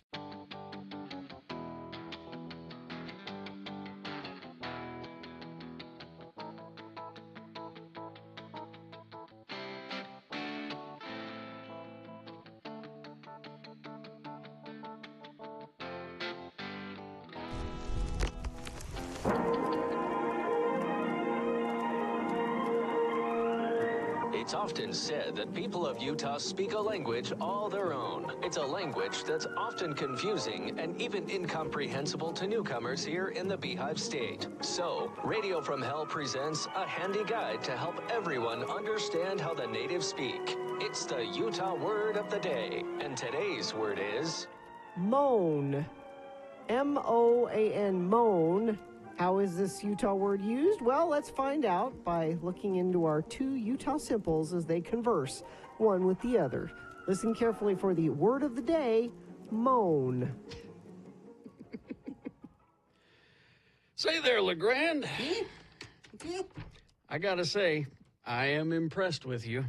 What? I don't know whatever you mean, LeVar. I don't think you've ever paid me one compliment in our lives. I mean, I thought you was pretty sure that you had me figured out and that there was nothing I could do, or would do for that matter, that would ever impress you. I was resigned to the cold, hard fact that I was, in your eyes, unimpressive. That I, again in your eyes, was incapable of having a moment that I could be proud of, because I knew that you was proud to have me as a friend. I mean, I never felt that you felt that I was worth, once more in your eyes, of true and honest friendship. Well, for hell's sakes, I had no idea you was carrying around this heavy satchel of resentfulness toward me, LeGrand. I mean, you ain't the sharpest spoon in the drawer, but you're okay. I've always thought of you as a friend, in that you are the kind of person that when he needs a shovel or a rake or a lawnmower or other tools and household fixer-up items, the kind of friend that don't hesitate to borrow and then never return them items to me. You're that kind of friend. Well... And hence the reason I said I'm impressed with you. What? You have stopped your borrowing ways. You don't ask me for stuff anymore. Well, that's right. And you know why? I went to the Ace the other day, and I bought all kinds of stuff. And now I don't need to borrow your tools. I got my own. I said to myself, LeGrand, stop your borrowing ways. And so I spent a bunch of money and got Gordon tools and household tools and the like. I got my own now. Well, I guess you could say you've grown. Yep, got my own, except for a lawnmower. They're expensive. Can I borrow your lawnmower? Join us again some other time as we examine how the Utah natives speak with the Utah word of the day.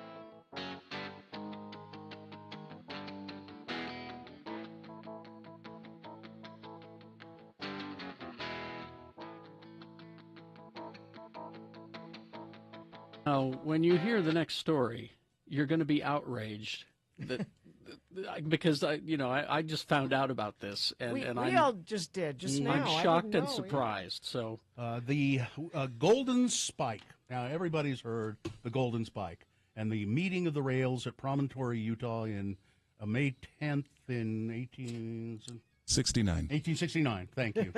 I know Have you ever been out there, Bill? Yeah, I've been to the reenactment, which is pretty cool to see, and they get the two steam engines out, the Jupiter and the...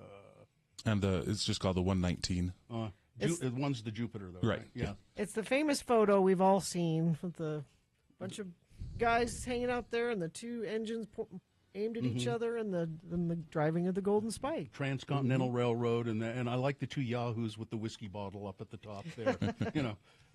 So they drive the Golden Spike, a big ceremony, and Dave Pendleton, he is with he's a teacher at Neil Armstrong Academy. So they have the big ceremony. Talk about that a little bit. So there were 4 spikes that were used in that ceremony. 2 of them were made of gold. 1 was made of silver. 1 was a composite of gold and silver.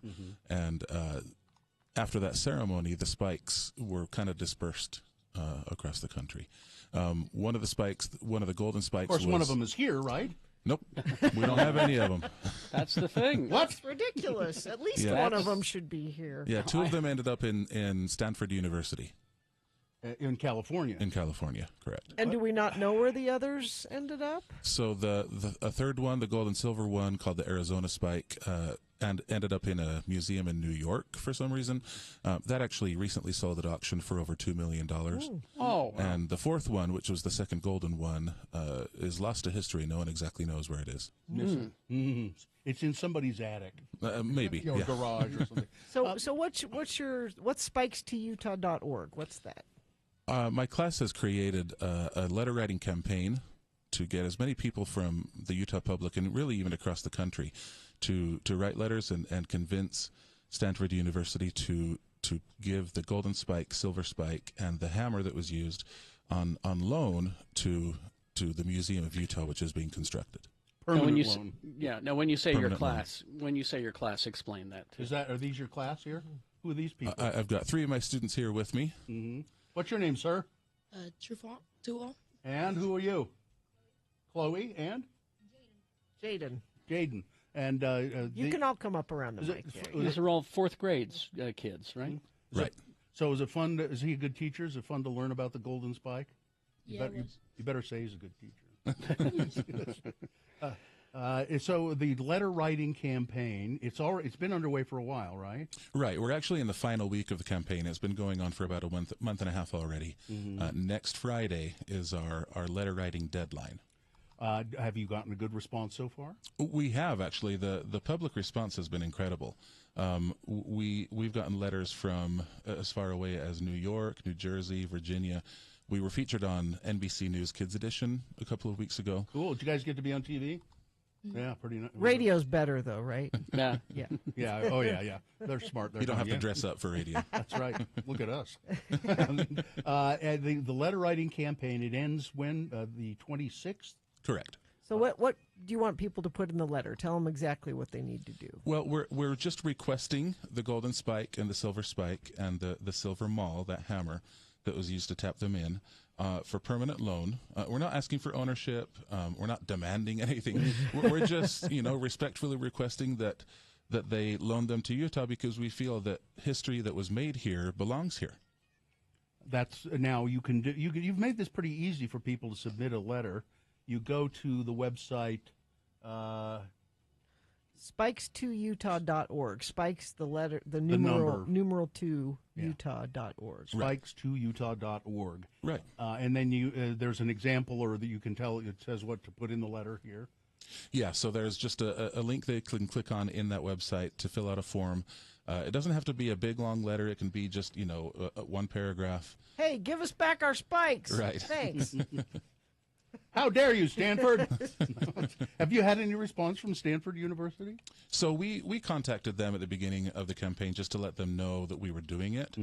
So we haven't heard a statement from them yet. We do anticipate, of course, once we send all the letters, that they'll answer in some way, hopefully with a yes. You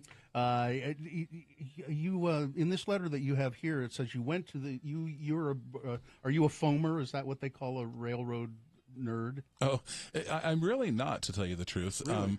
I've been teaching 4th grade for several years now, and we've always taught about the golden spike.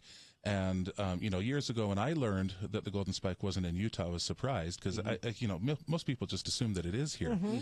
And every year that I teach the students that, they're always surprised to hear that. And they say, well, where is it then? and I say, well, it's actually at Stanford University in California. And last summer, my family happened to take a trip to San Francisco. And we thought, well, we're here. We may as well go and see the Golden Spike. I can at least take a picture to show my students each year. And so we went there and found that it was just in a glass case, no identification. Really? Nothing there explaining what it was or the history behind it. It was just there in a glass case. Well, we would give it the proper attention it deserves here. Right, exactly. We want to give it an honored place. I mean, it's on our state quarter, for crying out loud. You know, that's what the state voted on to have on represent us on the quarter. And so we want to give it an honored place here in Utah. And from, like, there's Weber County is all Golden Spike Empire, and definitely, I'm from Ogden, so I know Golden Spike Empire and all of that kind of stuff. Well, awesome. we'll put a link to this on our social media and stuff, so people can find it easily. Great, thank you. Yeah, I so think this is great. You kids are doing this. Just go to spikes, the number 2 Utah .org, and it'll tell you how to fill out the letter there. You got until May 25th, 6th, 7th. 26th. Technically, probably until the end of May. Have you guys done your letters? Yes. Yeah. You can only send one though, right? I mean, you could use an alias, I guess. I have a split personality. Yeah, there you go. All right. This is a great thing. It's the Neil Armstrong Academy, and I think that we should have the Spike where it belongs. Absolutely. Here in Utah. Of course. Where is the museum that you say they're building? Where will that be? It's actually right next to the Capitol. Oh, okay. So it's going to be right up there. Absolutely, it should be that. This is a no-brainer. This should happen. So. Yeah, and if you've never been, it's too late now. I think they did it on May 12th or something like that this year. The reenactment of the Golden Spike. They do it on the weekend. I think May 10th was a weekday this year, but it was May 10th, right? It was May 10th. I think they did one on both the 10th and then on the 13th that weekend. Yeah. So go to it next year. It's really great. And thanks for being here, and good luck. Yeah. Thank you for having us. Let us know how it goes. All right, Thanks a lot, you guys. All right, we're going to take a break, and we'll crawl towards the exits after these. X96.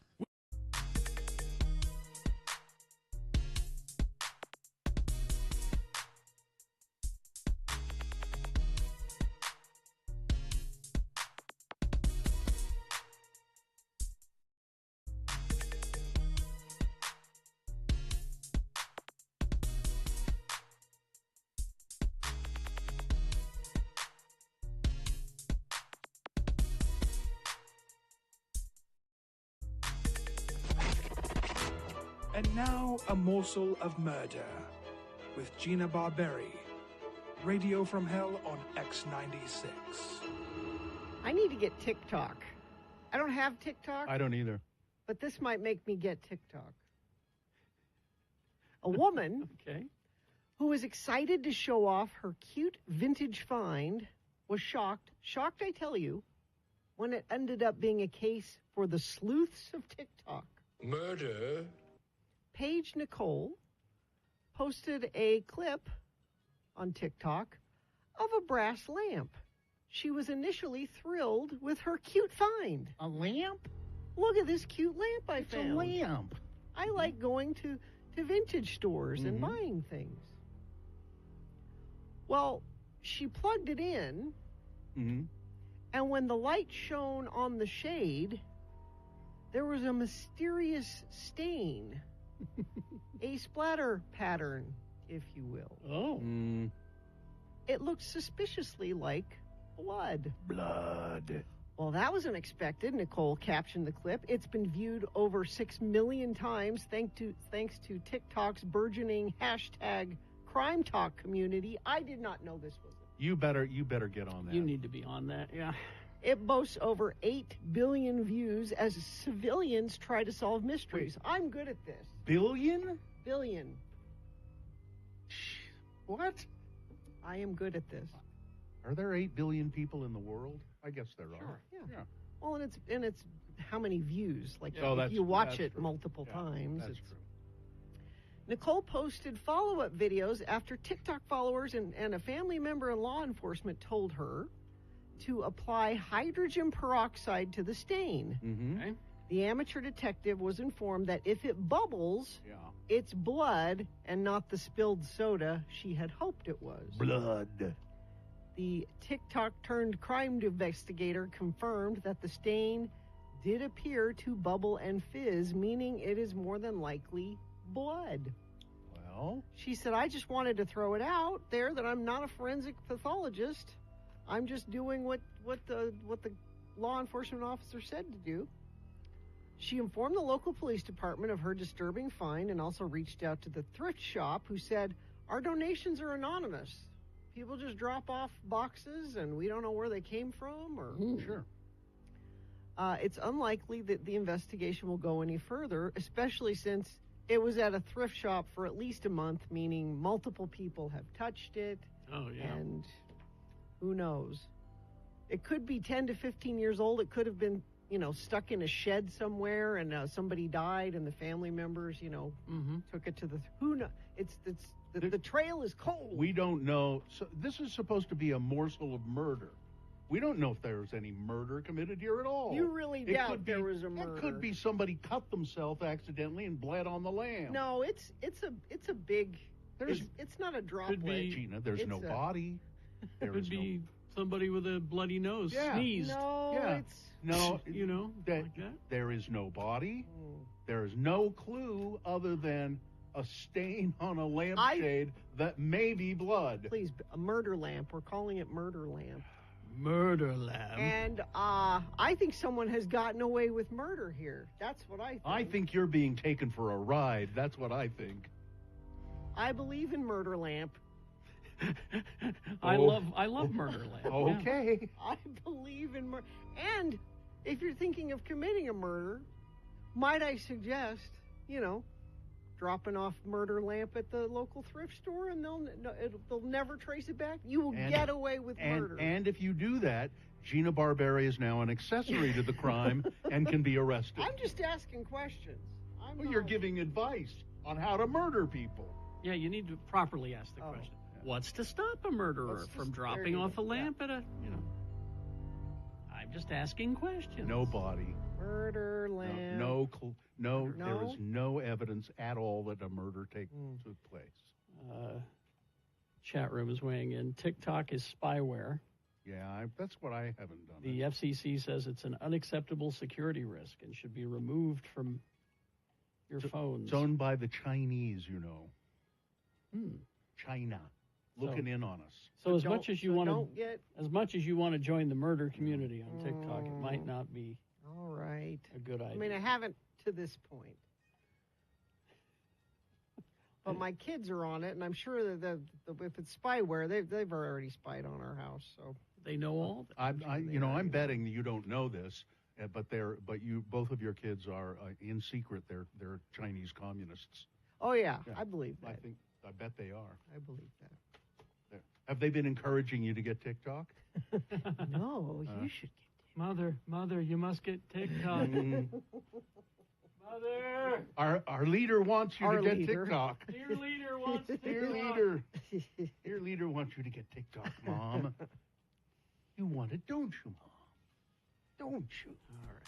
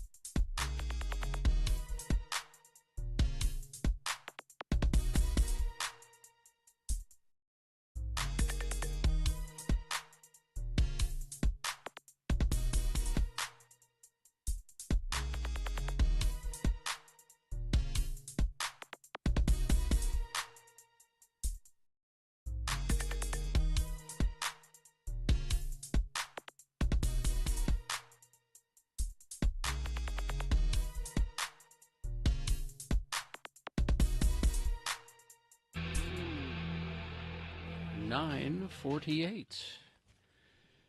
Let's see. It's the end of the week. I'm gone next week. You're gone next week. Next week's complicated. Oh, I want to thank everybody, by the way, who sent me restaurant suggestions for the St. George area. St. George. Speaking of that, there are apparently some very nice places to go these days. Speaking of that, Bill, you should stream us on the app Monday morning. I'm not getting up. Because we're listen to the podcast. The Donut Critic's going to be on, and he gave us some options of things for him to investigate. One of them was places to eat in St. George, so that would be good timing for you with your trip down there. Or we can just, send you the summary. Thanks, do that. Well, you don't have to listen, Yeah. Because Lord knows I don't when I'm on vacation. I try to get it out of my system for a while. Mm-hmm. But then at the end of the vacation time, I'm going, gee, I wonder if I still have a job. Do they care? Do they miss me? So next week, you're gone. I'm going to test sometime this weekend, and hopefully my cooties have subsided enough that I can be around people. And I'll be in hopefully on Monday.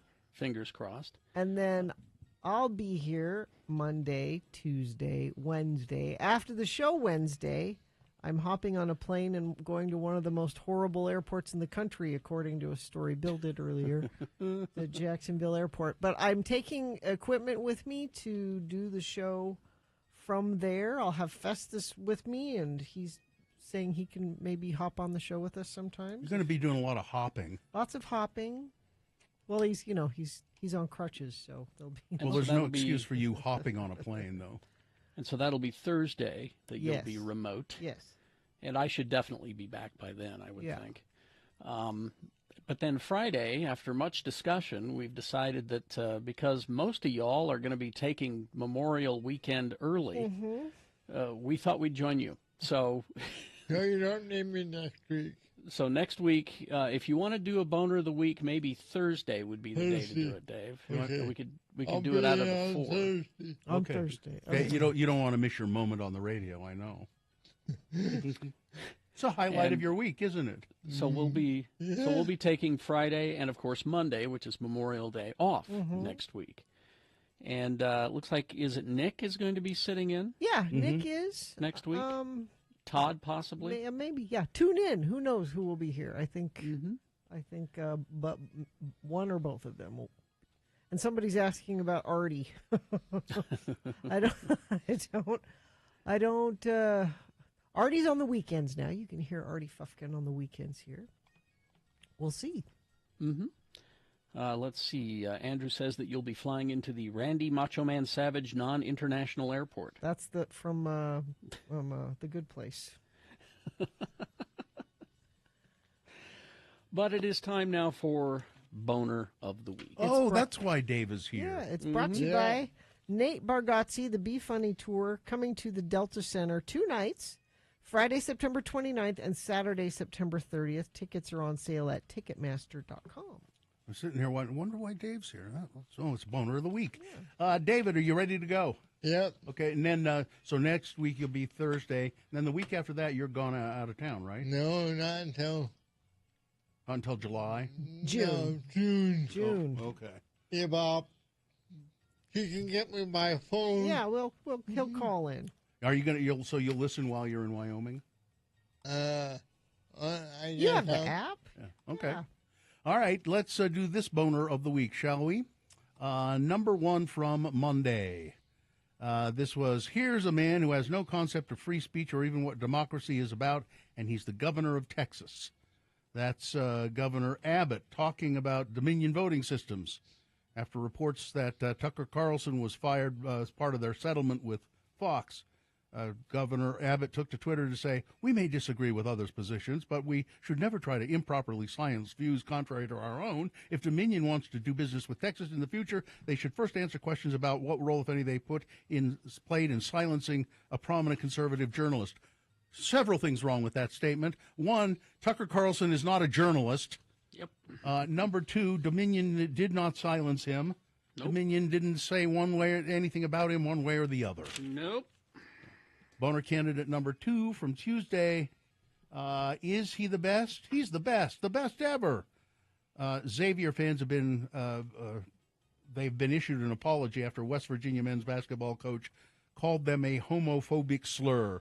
Bob Huggins on the radio, talking sports with a couple of other meatheads, and kept referring to them as Catholic F words, a homophobic word there. Mm-hmm. Boner candidate number 3 from Wednesday. All colors of people get murdered, Marjorie Taylor. Dave thinks that's funny. Marjorie Taylor Greene, who was, she had a witness whose name she mispronounced. And then she was saying, babies are being murdered in the womb by white supremacists. Marjorie Taylor Greene said that. And this woman said, what's not funny are the black people, the Hispanic people, and the Jewish people, and the Muslim people who are being murdered in synagogues and churches and supermarkets by white supremacists. Marjorie Taylor Greene said, well, you're aware, I think, aren't you, that all color of people are murdered? It's not just people of color that get murdered. White people get murdered, too, What an idiot. Yeah. Boner candidate number 4 from Thursday. Papers. We need your papers. Your passport, please. Hertz Rent-A-Car Company in Dave likes this one a lot. He's laughing. In New Orleans, telling a guy from Puerto Rico as he went to rent a car, I'm sorry, we need your passport. What, you mean my U.S. passport? Jeez. And Boner candidate number 5 from today. Chip Roy is threatening to defund the military. Man, there are a lot of stupid people in this world. Which one's the worst, Dave? Number 3. Number 3, you like all colors of people get murdered, He was giggling at that one, so I knew he was going there. God, help me. There you go. Dumb. They don't hurt nobody. I know. Yes, I know.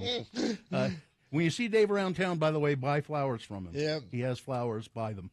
Okay. I have one more quick sponsor to read for the last couple minutes of the show as we crawl towards the exits. Brought to you by Apply Now at Lyft Credit for $500 to $5,000 in just 5 minutes at a rate much lower than payday loans. You could even qualify for instant funding. Go to liftcredit.com. That's liftcredit.com. All right. Are we ready to do the promo and get out of here?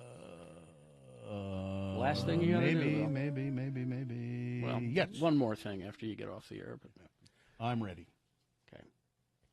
It's going to be a beautiful, sunny, warm weekend. Yes, Mom. You need fresh air and vitamin D. Yes, Mom. Oh, and take the dog with you. She needs a nice long walk. Yes, Mom. Get out of your mom's hair this weekend and then join us for Monday's Radio from Hell show here on X96. I don't understand this. You're not our mother. Why did you write that? And wasn't this supposed to be last week's? Because Mother's Day? Carrie, Mom's Day is... Mother's Day is every day. It's every. Carrie. It's. Oh, okay. Don't question it. Don't question Mom. I'm just going with it. All right. I think we got everything taken care of. All prizes and business and everything. All right. All right. Fine job as always, Katie. Live long and prosper, bitches. Don't you know who I am? You should always end in space.